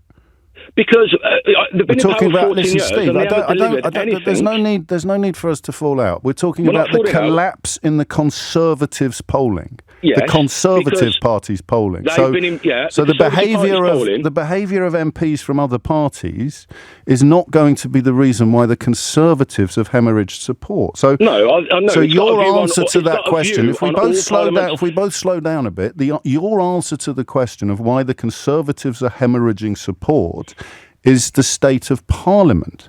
Yeah, but the Labour Party... If you let me finish, I'd like you to start, Steve, if you could, because the Labour Party is doing very, very well in the same polls. They've been in power for 14 years. So whoever's in power gets the chop, okay? They haven't delivered anything. They haven't delivered Brexit. all the manifesto promises. They delivered Brexit. Well, have they really? I think because they haven't delivered Brexit. They've delivered They have. It's happened. No, we've come out, but there's so many caveats to it. There's so many, like what's happened in Northern Ireland, the border down the sea, and but that was always going to. European Union. That was always going to happen. Everybody who paid attention understood that. It doesn't always happen because there's borders in because of the Good Friday Agreement. You see. Yeah, the Good Friday Agreement. They use that as a weapon. No, mate, that's a treaty. Parliament, hold on, because of Parliament at the time, you had so many people trying to frustrate it. Right. You had Theresa May who didn't even want it. So you had people trying to deliver it who didn't actually really think about it. But now you're explaining why Brexit has broken the Tories. No. What I'm saying is the whole of Parliament tried to frustrate the actual withdrawal agreement, which played in the hands of the EU. So we had to sign. But now you're explaining how Brexit has done so much damage to the Tory party. You came on to explain why it hasn't. It's two separate things. Yeah. We're talking about Brexit on that, and the downfall of the Tories is because they've been in power 14 years, they haven't delivered nothing, and people... But they delivered Brexit, whether you Steve. think the Labour are the roses, smelling roses, it's the whole of Parliament. Yeah. So they've been in power. So the only reason Keir will get in power is by default. The Brexit people won't vote for him. Labour voters, you can put a rose on a donkey, they'll still vote for them. They will win by default. If they get a lot of MPs, like I know you don't say this supermajority. So in a sentence, if we could, the Tories are currently hemorrhaging support in the polls because of Parliament. Because they haven't delivered what they said to do. What did they say they'd do? Well, what's the big thing that you feel that they've let you down on? Well, the state of the economy. That's not it, Steve, is it? Pardon? We both know what you were about to say then. What was I about to say? Brexit, mate. No, I wasn't going to say Brexit. You were, because it got frustrated and they couldn't deliver it, and there's all these caveats, and Theresa May didn't want it, and they frustrated it at every turn. You just said Brexit was delivered. Yeah, I know, but you said it wasn't. No, not in the way I wanted it to deliver. Exactly. And who didn't deliver it? Because they were frustrated. Simple question: who didn't deliver it? Because it was frustrated. Who didn't deliver it? Well, obviously, it was the government in power. At what party was that? At what party was that? By Parliament. At what party was that? Yeah, it's the Conservatives. So who didn't deliver Brexit? Who didn't deliver Brexit then? No, they've got rid of Boris Johnson by a coup. You've got somebody in there who was put in against the members. So if you want to know the members will not vote for Rishi because they didn't listen to the membership. It wasn't a democracy. They put him in there by a coup. So that's why support for them is falling. It's not falling because of Brexit. It's falling because they went against the membership. It's 11:42. Lee's in Frankfurt. Lee, what would you like to say? Yeah, hi James. Hello. Awesome fade out. Yeah, I don't know what you're talking about. I don't know what you're talking about. I think he just stepped away from his phone very, very slowly. Yeah, maybe they just cut off or something. Carry on. I don't know. We spoke about a year ago. We had a glass of very expensive wine celebrating the start of this mess unraveling. We're now raging alcoholics here in Frankfurt. So is Starmer getting it right? Yes, he's getting it absolutely right? Because this takes 5 to 8, maybe 10 years. You've got to remember the UK is not currently compliant as an accession candidate. Not even close. Not even close. Under Article 49, the 6 Copenhagen agreements. Yeah, you got to remember the €2.3 billion fine last year that the UK paid for the Chinese border. Yes, you know more about this than I do, actually. But this is why that phrase that I deployed earlier, rejoin polls, are actually quite unhelpful. Yeah, they're totally unhelpful. This is a super soft step, slow integration. Starmer's using exactly the right language. This ain't coming for 5-8 years. The damage was done way back. Do you think it'll be in the manifesto? Do you think he'll address it the next if he wins in the next general election? Would it become a manifesto issue? It'll be second term because remember they need 5 years to unwind the trade deals. Yes, James. You're forgetting the CPPT, the TP11 agreement. Yes, exactly. TCP. You're forgetting Australia, New Zealand. You're forgetting the Latin America deal they did, the accession islands. you've got to unwind all of that stuff to be compliant. He knows, right? doesn't he? Starmer knows. Yeah, he knows, right? Reeves knows, Lammy knows, Starmer knows. This is a 5-6 year transition. It'll come. Yeah, reality will dawn. It's all fine. We'll get back to normality at some point, but this is a 6-8 year trade. And then the second bit, I know you didn't necessarily ring in to answer this, but I've got to ask you anyway, how much of the Tories' current travails track back to Brexit in any way, shape or form? 98%. It's just inarguable, isn't corruption.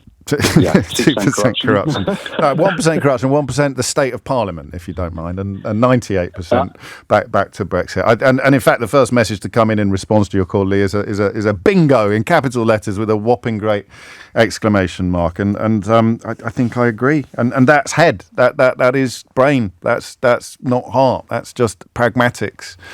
The feelings kick in, I suppose, with the optimism and the belief that they do know what is going on and what rapprochement is going to look like. Thank you, Lee. After this next junction, we will speak to Peter Apps of Inside Housing magazine about the 7-year anniversary of the Grenfell Tower tragedy, which, of course, is being marked today, and the passing of 72 people, including 14 children who died that night. 41% of the total number of dead, of course, were disabled. It is 11:46. James O'Brien on LBC.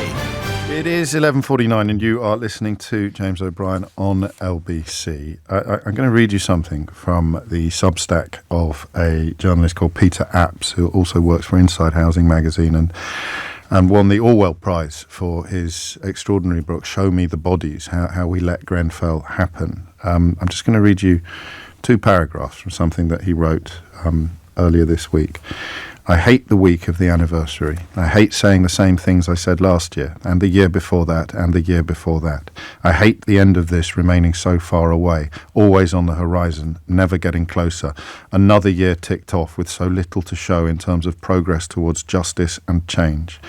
And if this is how I feel, as a journalist with no pre-existing personal ties to Grenfell and no trauma from the night of the fire, I can't even begin to imagine how horrible this week feels for someone who lost their home, their parents, their children, to this utterly avoidable disaster. Peter Apps joins me now. Peter, thank you. Not just for coming on the show today, but also for writing that, which resonated incredibly with me. How do we know how much of this slowness, Edward was on earlier, Edward Defan, he used the word glacial to describe the progress towards consequences or towards justice. How do we know how much of it is avoidable? How do we know which bits could have moved quicker? How do we know the things that have never got closer, that are always on the horizon? How do we identify the elements of it that could have moved more quickly, that could have moved closer by now? Well, yeah, I mean, that's a really good question, James. I mean, I think there are parts of kind of unpicking the truth around something like this, and you know, we don't have a particularly good process for bringing to account criminals when those criminals are kind of white collar companies, corporations, and potentially even government employees. And so these things do move slowly, but you know, the community have always been told that the inquiry would be fast, would be clear, would get its recommendations together quickly and allow the police process to take over. And there have always been excuses, but that isn't what that has been delivered to them. And you know, even if the process of justice has been taking a long time, we haven't needed to wait as long as we have to work out how to evacuate other buildings, to put sprinklers in other social homes, and to get combustible materials off the walls of other people's homes as well. And of course, there's also the evacuation tactics for disabled people as well. Things that they've been told they could do, that they could introduce after the first round of the inquiry, and that they have effectively elected not to. When did you personally feel that the pauses had become too long? Because I found this blog that you wrote if that's the right word to use. I found it almost unbearably powerful. You list the things that we already knew about before the tower went up in flames. We knew about the fridge freezer with its combustible plastic backing. We knew about the kitchen window in flat 16 and everywhere else in the tower that due to the botched refurbishment. We knew about all of the gaps, the combustible plastic, the aluminium composite material. We knew about the foam insulation boards. All of this was known. Edward spoke earlier about what he now describes as a naive optimism in the immediate aftermath, standing in the shadow of the carcass of the building and thinking, well, this is going to have to change now. And he described a dissipation of that optimism. When did your optimism start to dissipate? I think probably the first one for me was about 3 months after the fire. A local authority with similarly aged tower blocks had asked the government, not for money, but just to give them additional borrowing flexibility so that they could install sprinklers in their high-rise buildings. And the government wrote back to them and said, we believe that sprinklers are additional but not essential, and we don't think that it justifies additional borrowing. And that was in September 2017. And I think that was the last point at which I had any naivety, I think, about how seriously the state was going to take its response to this. And I mean, the list is almost endless of things that could and should have been done. In addition to the sprinklers, the fixing the combustible facades, just being one example, internal fire safety defects, and oversight of them as well. I recommend everybody reads this piece, and I'll tell them how they can do that shortly. But what do you? How do you account for it? What is the reason behind something as obviously wrong as that government communication that you just described? Because that's of a piece with the much bigger picture, isn't it? What do you? If we made a list of the reasons why we think something so obviously unconscionable continues to happen in plain sight every day, and it's only on days like today that we give it the attention it deserves. What do you put at the top of that list for government inaction, for government lethargy, for government lack of concern? I mean, that's a very good question. Again, I think over the last 7 years, Grenfell and the building safety crisis that has emerged since has never had top priority in the political debate. We've always been talking about Brexit. We've been talking about Ukraine, we've been talking about the pandemic, we've been talking about Partygate, and this thing that happened in West London, this kind of generationally unique disaster, has somehow just slipped away from our collective knowledge, our collective memory, and there has not been that kind of demand on politicians to put this at the top of the agenda, aside from people who are directly affected by it, either through having lost their homes and their children, or through having the misfortune of living in a building with similar safety issues. And I found that slightly baffling, but also I think sometimes there is a tendency to turn away from things that are too hard and that are too painful. And I think that, unfortunately, as a society and as a political class, that is something we've done from time to time with Grenfell. Is there any grounds for optimism that a Labour government will perform better on this front? You've got the contacts, you have the conversations. Well, look, I mean, I think the manifesto yesterday was very vague, but like you say, I have heard some things behind the scenes that have encouraged me. I think that they have spent actually quite a lot of time working out how they might do better on the building safety crisis, and the ideas are there.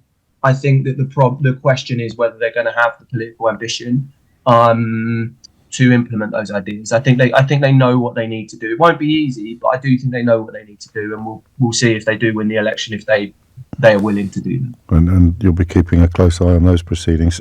Ditto police proceedings, another line that jumps out from your article. The police investigation is progressing, but progressing so slowly that a 2-year-old boy carried sobbing out of Grenfell Tower may well attend the final trials, if we even get that far, as an adult. What do your instincts tell you? because again, Edward spoke earlier about not having heard the clink of handcuffs yet. Do you think there will be trials? Well, we had a briefing from the Met Police a couple of weeks ago. I think they have more than 50 individuals under active investigation for a range of offences from fraud through to manslaughter. They spent an awful lot of money on that investigation. There's still a lot of detectives working on it. And even just from a cynical view of needing a return on the investment, as it were. Yes. So I think something will happen. I think it will take a very long time. It will take too long.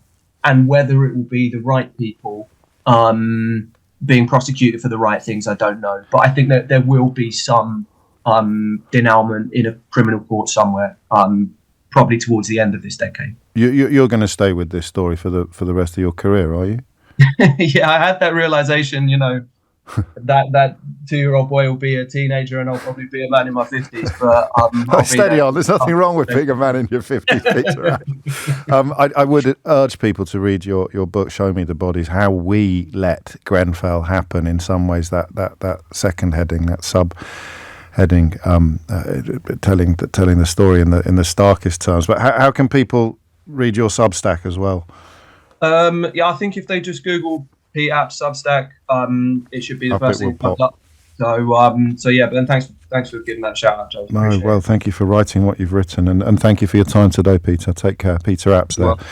The journalist for Inside Housing, Substacker, and as I said, the author of Show Me the Bodies, How We Let Grenfell Happen. It's coming up to 12 noon. You're listening to James O'Brien on LBC. I thought we'd probably have to stay with politics. There is quite an interesting story that's a bit sleazy, but I don't know that it's a phone-in topic.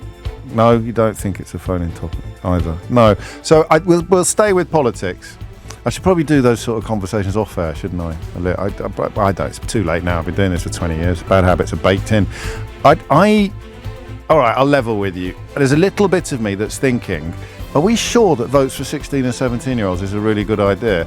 And then, unfortunately, there's another little bit of me that's thinking, are you only thinking that because you're going to do some sort of weird manufactured controversy when in your heart of hearts you really do think that votes for 16 and 17-year-olds are a really good idea? After this. James O'Brien on LBC. 4 minutes after 12 is the time, and you're listening to James O'Brien on LBC, where it's a change of pace now. I just want intelligent responses to a fairly straightforward question, and I don't necessarily want to have a ding-dong about it. I'd say something in a minute that may be ding-dongable, but the Labour Party looks like that 16-year-olds, it looks like if there is a Labour government, 16-year-olds will get the right to vote. I mean, as Peter Apps mentioned a moment ago in a completely different context, it's a fairly vague manifesto, but this is pretty clear. We will increase the engagement of young people in our vibrant democracy by giving 16 and 17-year-olds the right to vote in all elections. And that's obviously something that could be done very quickly and very, very effectively. So immediately, the world changes under a Labour government. They could do this in the first 100 days, couldn't they? They could just pass legislation, fairly straightforward legislation, to extend the franchise to people who will be 16 and over on the day of the first general election to follow the legislation. The thing I don't know, this is me being a bit weird, but you're used to it by now. The thing I don't know is whether or not this is, like, what's the word you use when all your policies? So you tell me what you think about immigration, and I can predict what you think about 10 other policies. Is there a word for it? Like, you have a kind of so it's not quite an Overton window. No, it's more. I'm thinking more of like a sack of policies. But there should be a fancy word for it, so that you tell me what you think about Marcus Rashford, and I will calling for children to have dinners during the school holidays, and I will be able to work out what you think about Brexit. I don't know why that is, but a Venn diagram kind of, yeah, not an Overton window. That's better. That, like, a kind of, I know, you tell me what you think about X, and I will know with some confidence what you think about Y. Does this go into that category? If you tell me what you think about 16 and 17-year-olds getting the vote, will I be able to work out what you think about immigration and Brexit? straight away. See, I think I will. But my younger colleagues think I won't, not because they doubt my talents in this field, but because they don't think that your opinion on votes for 16-year-olds would be an indicator of your opinion on anything else. Crikey, Leo, that's a beautiful phrase. Leo's described it as a constellation of beliefs. Oh, I much prefer that. So you describe one star and I'll know what other stars you have in your constellation of beliefs. Mark Wilson calls it a policy support propensity. That's very nice. Oh, you're a clever bunch, aren't you? Honestly, here we go. What else have we got? Political compass. Yeah, it's kind of like that. A policy basket. That's what it is. David, I think I like the constellation of beliefs, but it's a little bit too poetic for psephology. Oh, that sounds posh as well. Associated ideology. Is it? I don't know that this is ideological, though. Is it votes for 16-year-olds? I don't know if it quite reaches into that. It's a policy basket.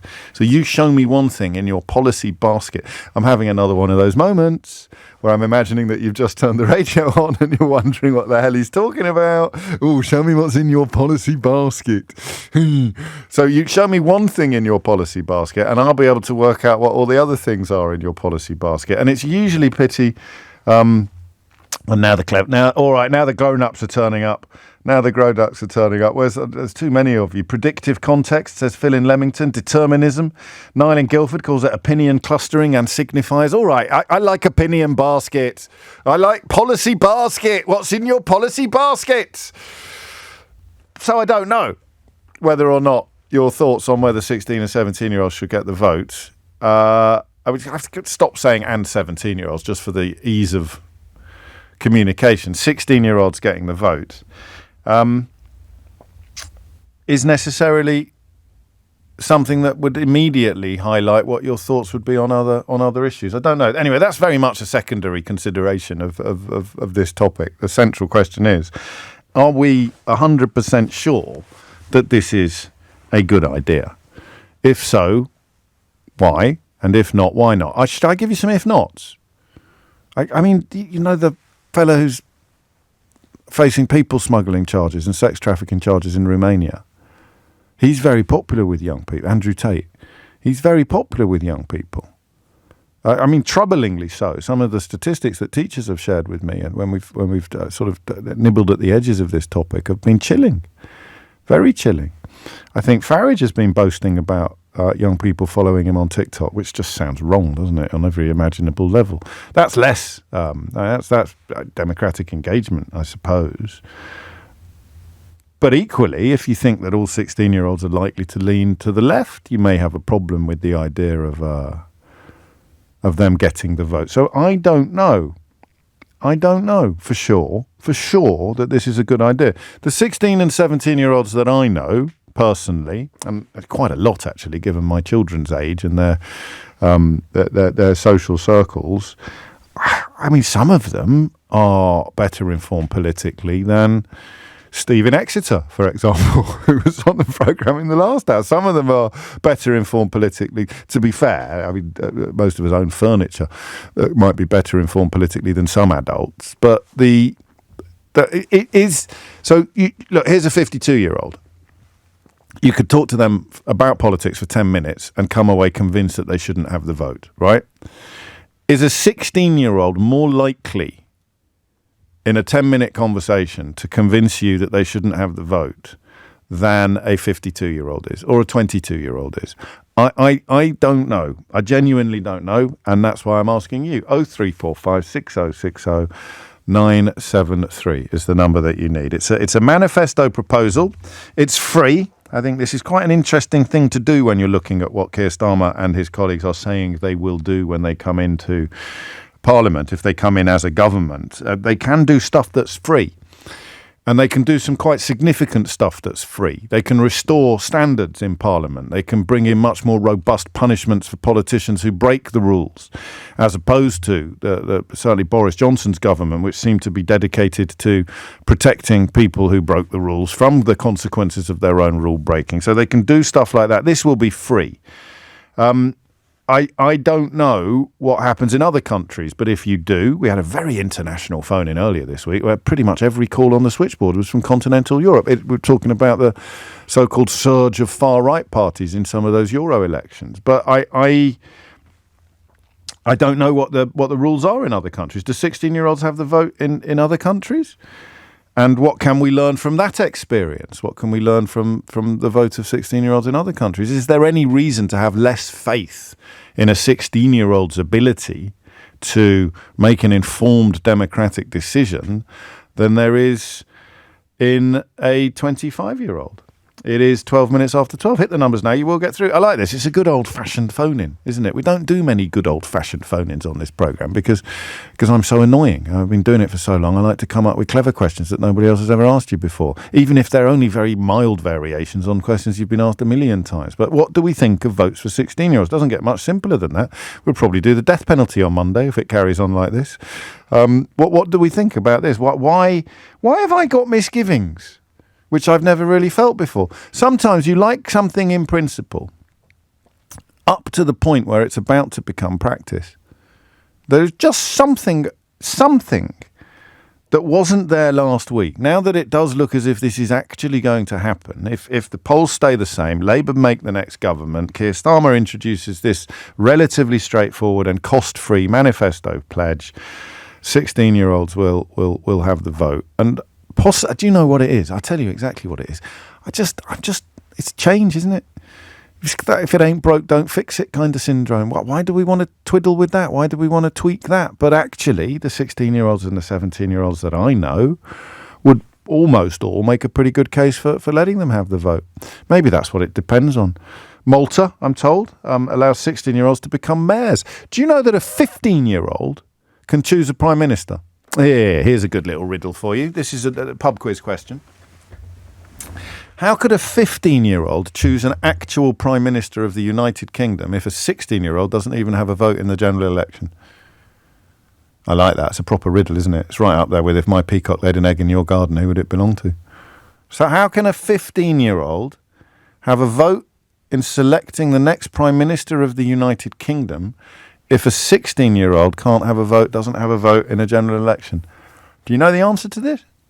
Do you know the answer to this?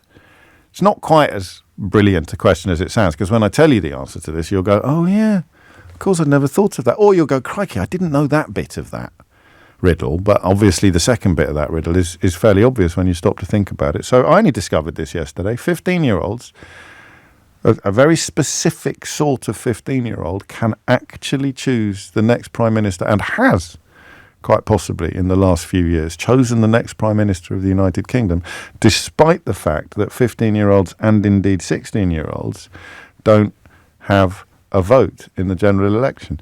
It's not the King, no, and it's not in the Youth Parliament. It's the real Prime Minister of the real United Kingdom, a country where 16-year-olds don't have the vote in elections, in general elections, but in which a 15-year-old can actually vote to select the next Prime Minister of the UK.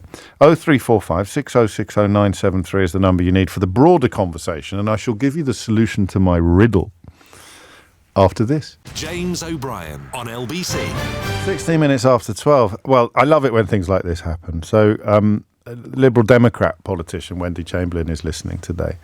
She says, I've been driving and listening in on your Votes at 16. And she says, Peter Bottomley was one of the co-chairs of the Votes at 16 all-party parliamentary group in Parliament, along with myself and others from all parties.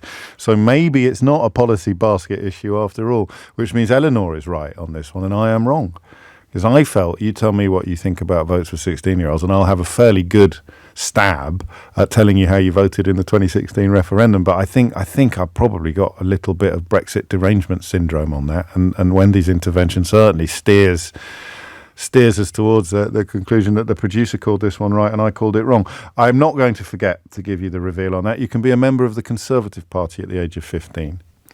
And the Conservative Party, of course, the membership of the Conservative Party selects the next leader of the Conservative Party. And if the previous leader of the Conservative Party has resigned from that role while being Prime Minister and simultaneously resigned as Prime Minister, then the Conservative Party membership effectively select the next Prime Minister. And this is, of course, exactly what happened with Liz Truss. So I think it's just the Tories. I think that the other parties might have a slightly higher age limit, but they might not. It's been so long since anyone else was in power. But the Tory party membership, or party membership, broader party membership, would allow a teenager to choose a prime minister, even as they do not have a vote currently in a general election. But what do we think about the vote for 16-year-olds? James is in Scarborough to kick things off. James, what would you like to say? Good afternoon, James. Yeah, a couple of points, really. First of all, I'm a youth worker, and my job is to kind of engage young people and set up youth councils and be kind of democratically involved. And my experience is young people actually have a lot to say, and when they are engaged, they have opinions that are of different and varying things and debate it, and, you know, to say things that we don't think about as services that make massive differences to the services that affect them. So just on that level, it's important. But secondly, I think it's damn cheeky to say that they can die for their country at 16. They can go out and pay. Is that still true? Is that still true? Don't you need? Still isn't it join the army? Yeah, I don't think you can do active duty until you're 17. That's a very, very silly hair for me to split. But I take your point. They could. Yeah. You can pay tax at 16. Yeah, and but not have a say in, you know, and the argument I often hear is, well, they're not engaged in, but if we don't have people that can cook, we teach them to cook, and actually the parties will have to engage, you know, and I get fed up when people say, you know, oh, these are the future, young people are future. They're not, they're here now, they're part of society. I blame Whitney Houston. Wasn't it her who said that? I believe that children are the future, treat them well and let them show the way. Was it Whitney Houston? Probably. Yeah. Someone and, like that. You know, and it's the fact that they're kind of, when we look at political movements, we might have older people that are the drivers, but the engine tends to be, you know, so it's a no-brainer for you. It's a complete no-brainer for you. And if I were to present you with a 16-year-old drongo, you could respond quite reasonably by showing me a 52-year-old drongo. Absolutely. I think young people at the moment, I've been doing youth for 25 years, at this moment are more engaged politically than I've ever seen in 25 years. Why? I think just from, when things, there's been movements. I think the internet has gathered people together. So we look at the flurry of movements like the Pride movement, the Black Lives Matters movement. As I say, there might be someone who's older in the driving seat, but the actual movement and the cultural kind of engagement around that tends to be young people that providing that energy, providing the art, the music that goes alongside it, and really are the voice underneath of it all that sets the standard of what that kind of movement becomes. And I mean, I hesitate to ask this question because it may change people's minds on the wisdom of allowing the 16-year-olds to vote. But would it be the case in your experience that they'd be more likely to lean towards the left at that age than towards the right? I think it depends on what the parties are saying, because there's certain values that they hold in common, and I think it's more young people now are more just accepting, because we have come a long way of things, you know, like the LGBTQ plus movement. They're more understanding. They respect people as individuals. So if the right wing party's saying that, then they are, you know, the young people might be into the Conservatives, but against them demonising certain demographics. So they remove that, then young people will be voting for the right wing because those things make sense to them. Equally on the left, a little bit less, a bit less prone to footballification at that age than you are when you're a little bit older. Perhaps your views don't ossify, or your loyalties rather don't ossify.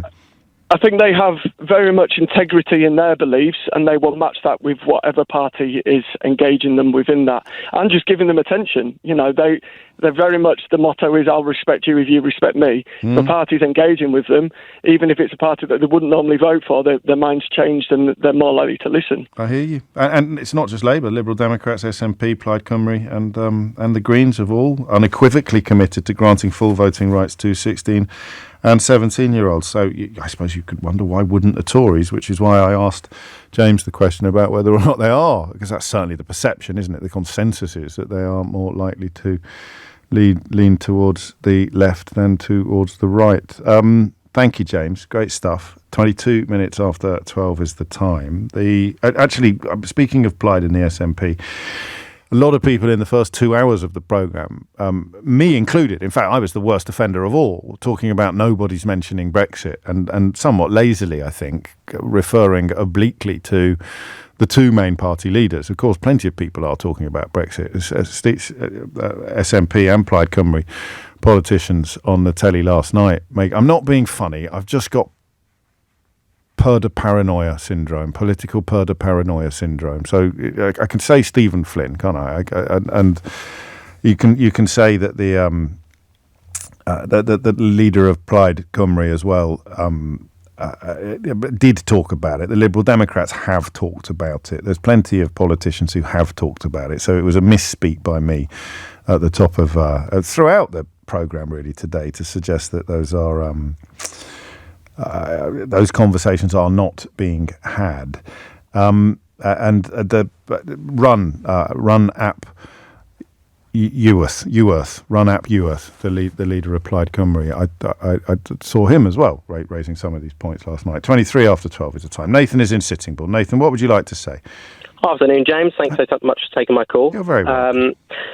You know what? I think there's only positives to come from this. I can't see it being anything but democratic to allow 16 and 17-year-olds to vote as they're entering that period of lives where they're transitioning into adulthood. Yeah.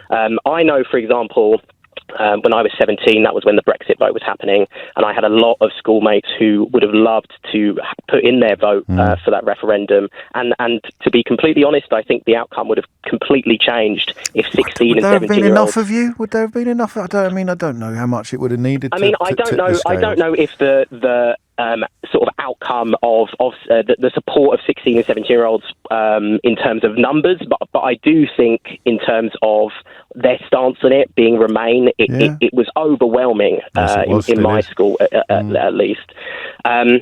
I can see the Conservatives and more the right wing political parties sort of looking at this as or picking out certain laws that sort of 17-year-olds, 16-year-olds can't have. So for example, drinking. Yeah. I could imagine them going, well, they shouldn't be able to vote. They can't have a pint, when those things aren't sort of exclusive at all. I think it's really important to engage young people politically. I have a lot of friends that unfortunately aren't engaged politically, but then I've been brought up in a very political household, and all power to it. You know, now we're having conversations around the dinner table. You've got skin in the game if you've got a vote. Exactly. In a way, haven't you? Exactly. So you've got skin in the game anyway. You've just got no influence over the game.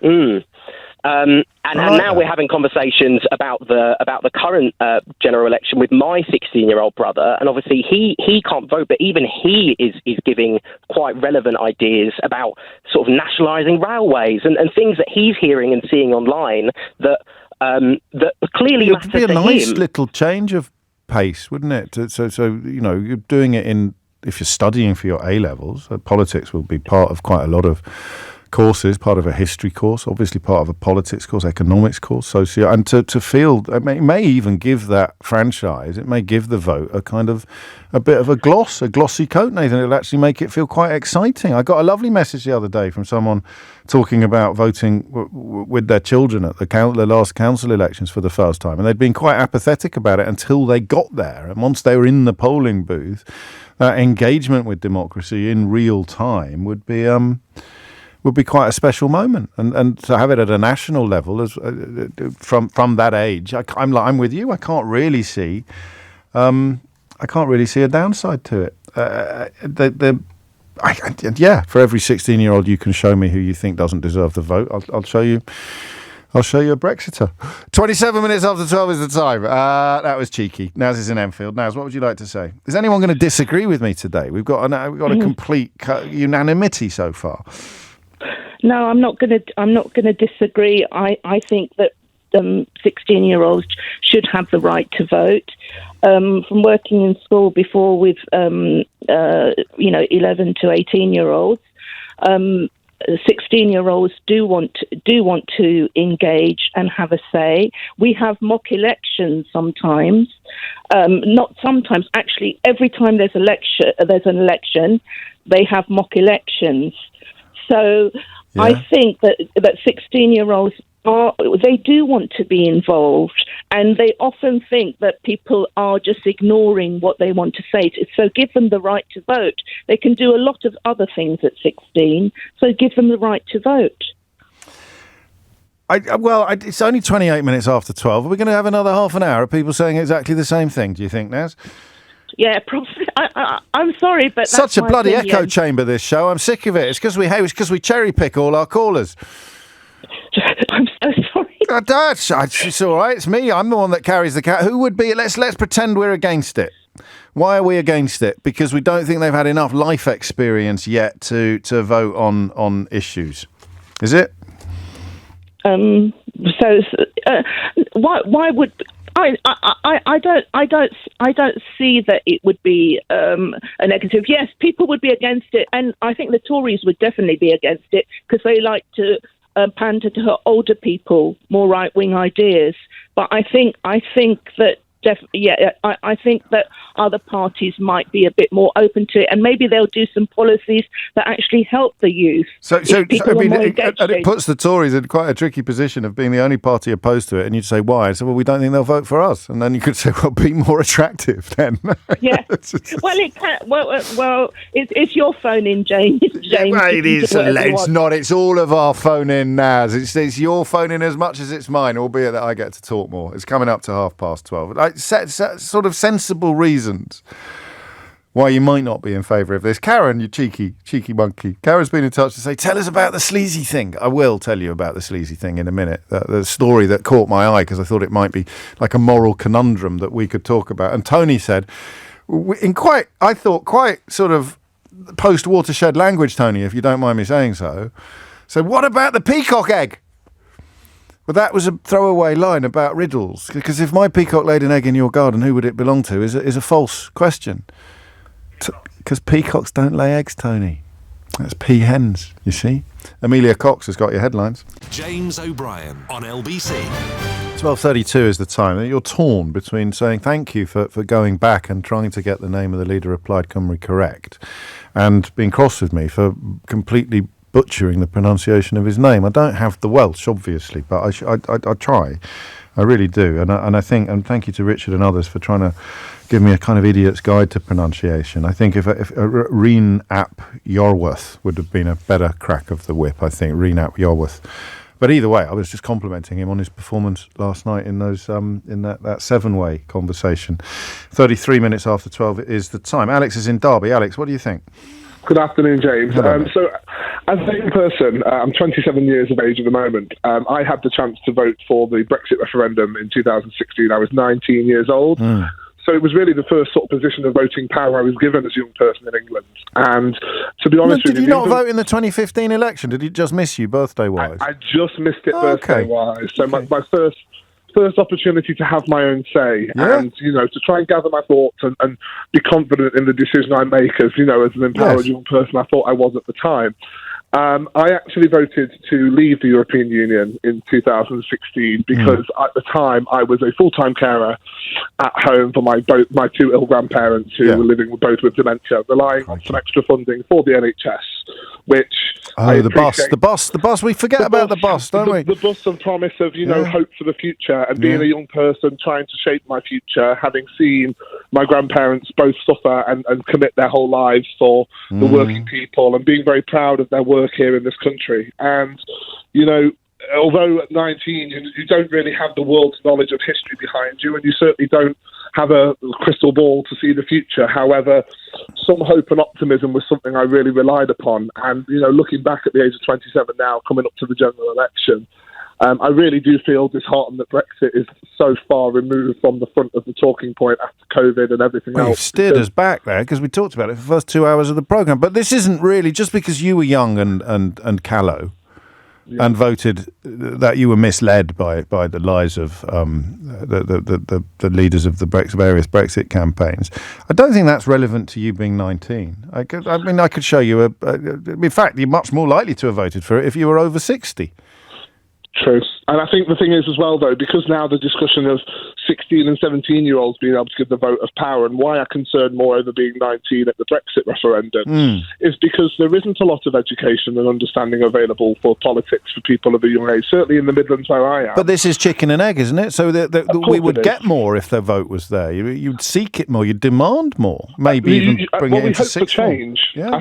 I think everybody's aspiring for a change, and as a young person wanting to, work and pay taxes and live my life in this country and being very proud to live here, but also having pride in, the international relations this country has, and, having grown a lot in the 8 years since the referendum.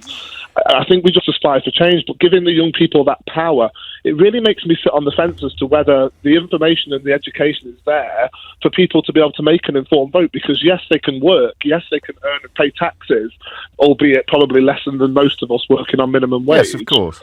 But it really is a case of how do we support young people with their vote? Because the thing is, there is so much misinformation, and social media is such a driving Why do you worry that a 17-year-old would be more susceptible to misinformation and fake news than a 65-year-old? I mean, just look at Donald Trump's support in America.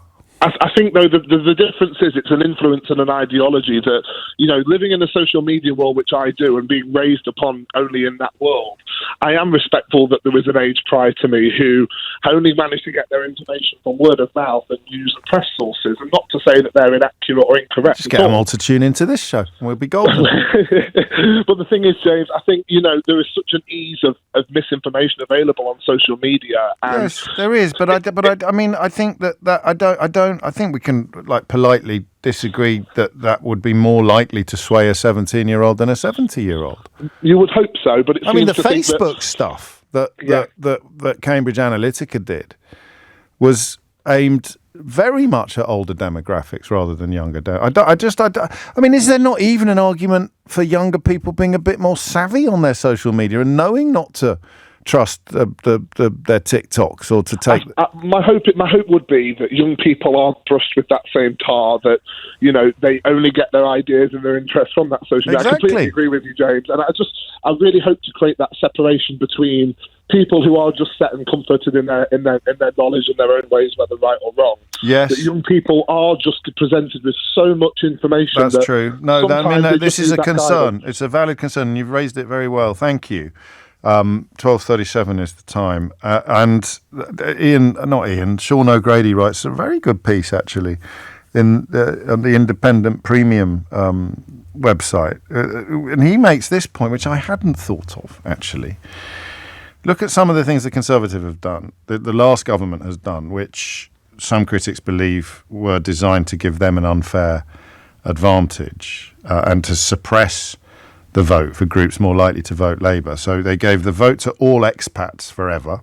Presumably they think that an expat is more likely to lean towards the Tory party than not. That compulsory photographic ID they brought in, and there were different rules for young people. It was harder. There were fewer ways in which a young person could avail themselves of compulsory photographic ID than there were for older people. And again, the demographics speak to support for the Tories being more likely the older you are. The mayoral elections, where they moved from the preferential voting to the first past the post, which some people thought made the possibility of what's a chops getting in higher. What is her name? The woman who listens to this show constantly and tweets every few months saying she's tuned in by accident. Susan Hall. Did I tell you the Susan Hall story? I told you the Susan Hall story, didn't I? From when I said that bloke with that advisor, the one Richard Holden, who sort of soiled himself really on live television when being interviewed by John Craig, and I said, I bet he's getting advised by the person that ran Susan Hall's campaign. I said it as a joke. It turned out it was true. You've got that. You've got the mayoral campaign changes. Then you've got the reducing the independence of the Electoral Commission as well. So quite a lot of grounds for accusing the Conservatives of trying to manipulate the voting system. What percentage of voters in the 16 to 24-year-old category do you think polling suggests lean towards the Conservative Party? And what percentage do you think leans towards the Labour Party, that the numbers are pretty tiny. So according to Redfield and Wilton, who've looked at this, Conservatives are on 8% among, this is 18 to 24-year-olds, but you'd expect it to extend, wouldn't you? Conservatives are on 8% and Labour is on 50%. So you could make a case for this being quite unconstitutional, actually. It's a kind of... I'm never quite sure what the word gerrymandering means, but it's a kind of manipulation of the system for their own ends. The Liberal Democrats are in favour of it, and the Greens are in favour of it as well. I think Plaid and the SNP are in favour of it as well. I haven't got the figures for those, I'm afraid. Oh yes, I have 9% each for the Liberal Democrats and the Greens. So not that different from their national figure, but for the Labour Party versus the Conservative Party, it's gangbusters. So what happens then if the Tories come in at the next election and decide to undo it again, to take it away from 16 and so?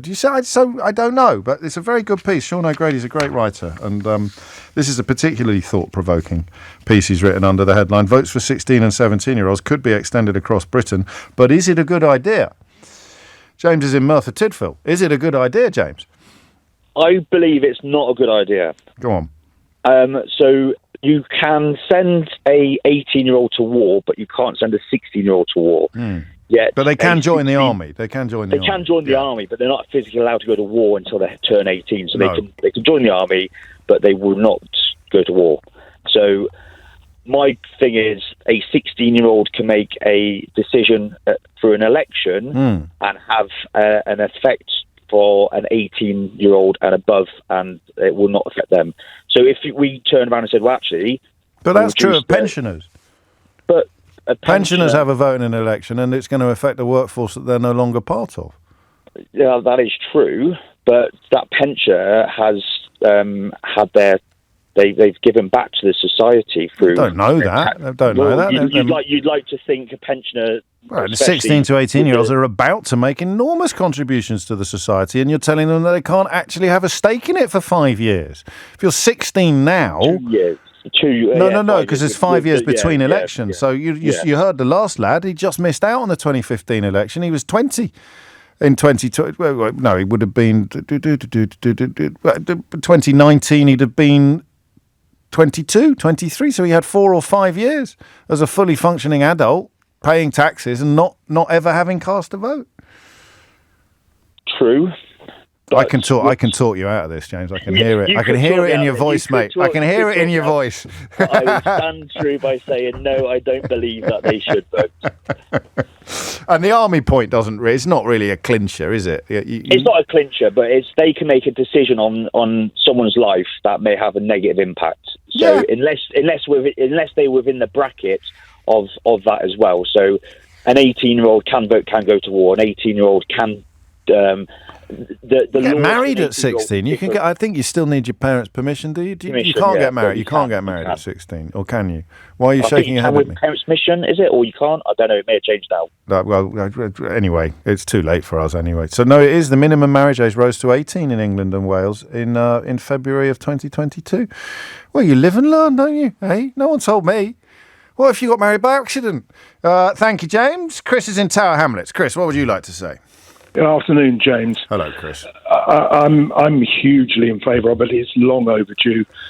The most important problem that we face as a country, and we're not alone in this, of course, is voter apathy. Yes. I mean, the turnout in elections, for a democracy is just simply appalling. And, listening to your station as I do a great deal, as you know, I mean, I'm just appalled by the number of people who come on regularly and say, I'm not involved in politics. I'm not. Yeah, but they are. Don't be appalled. They just don't realise. They mean party politics. They find PMQs alienating, but obviously they care about things like the NHS and schools. So you were a head teacher. They do, James. Yes. No, sorry, James. No, they do. But the point is, they need educating into understanding that is politics. They do think that politics is some kind of game played in Parliament. As soon as you start talking to them about, street lighting and potholes and the NHS and they become very animated. They become very interested. And the point I wanted to really make was that once you pass this legislation and it becomes law, then you automatically have to change the school curriculum so that there is a constant focus on preparing young people for their responsibilities as citizens in a democracy. Nothing to do with party politics. You need to explain to them exactly how important it is and the impact it has on their lives from day one. I like this. And you were a head teacher, of course, so you've dealt with sixth formers. You don't, I imagine, given how robust your views are already on this, your experiences haven't led you to think that they might lack some of the clarity that older people lack. That's the argument, isn't it, really? You can say, well, I know a 16-year-old who shouldn't have the vote, and you could respond to that with, I know a 60-year-old who shouldn't have the vote. It doesn't know what, it doesn't know its backside from his elbow. No, absolutely. No, I have huge confidence in them being able to do it. And the point has been made quite early on in your conversation today that, of course, even when you've changed this legislation, the vast majority of people who vote as a result of that will not be 16. They'll be 17 or 18 or 19 or 20 or 21 because elections tend to come around normally, every 4 or 5 years. And that is it. So they are going to, and that kills off the argument, well, why not 15-year-olds? Why not 14-year-olds? Because the 16-year-old is already your majority in so many other areas of life. But not in this one, although it turns out you can't get married. Who knew that? Did you know that, Chris? Yes, I did. Oh, clever clogs. It's 12:46. James O'Brien on LBC. 9 minutes after 12 is the time. You can, I think, still get married at 16 in Scotland. So would that be a Gretna Green thing then? Would that bring Gretna Green back into fashion? I don't know why I said it in that accent. I apologise. It was pathetic. Gretna Green? Would it? So you could... I don't know.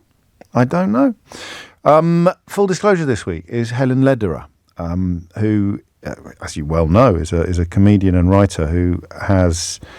she's done it all, really. And yet her new book... it kind of starts on the premise or explores the idea that she hasn't had all of the breaks that she would have. Well, I think probably it's fair to say that she would have got if she was a man. I really, really, really enjoyed talking to her, and I really, really enjoyed her book as well. And here's a little flavour of our interview together. But I remember doing a David Frost sketch, and that was like my heavenly best moment, age 10. Like, everyone was laughing. I was obviously David Frost.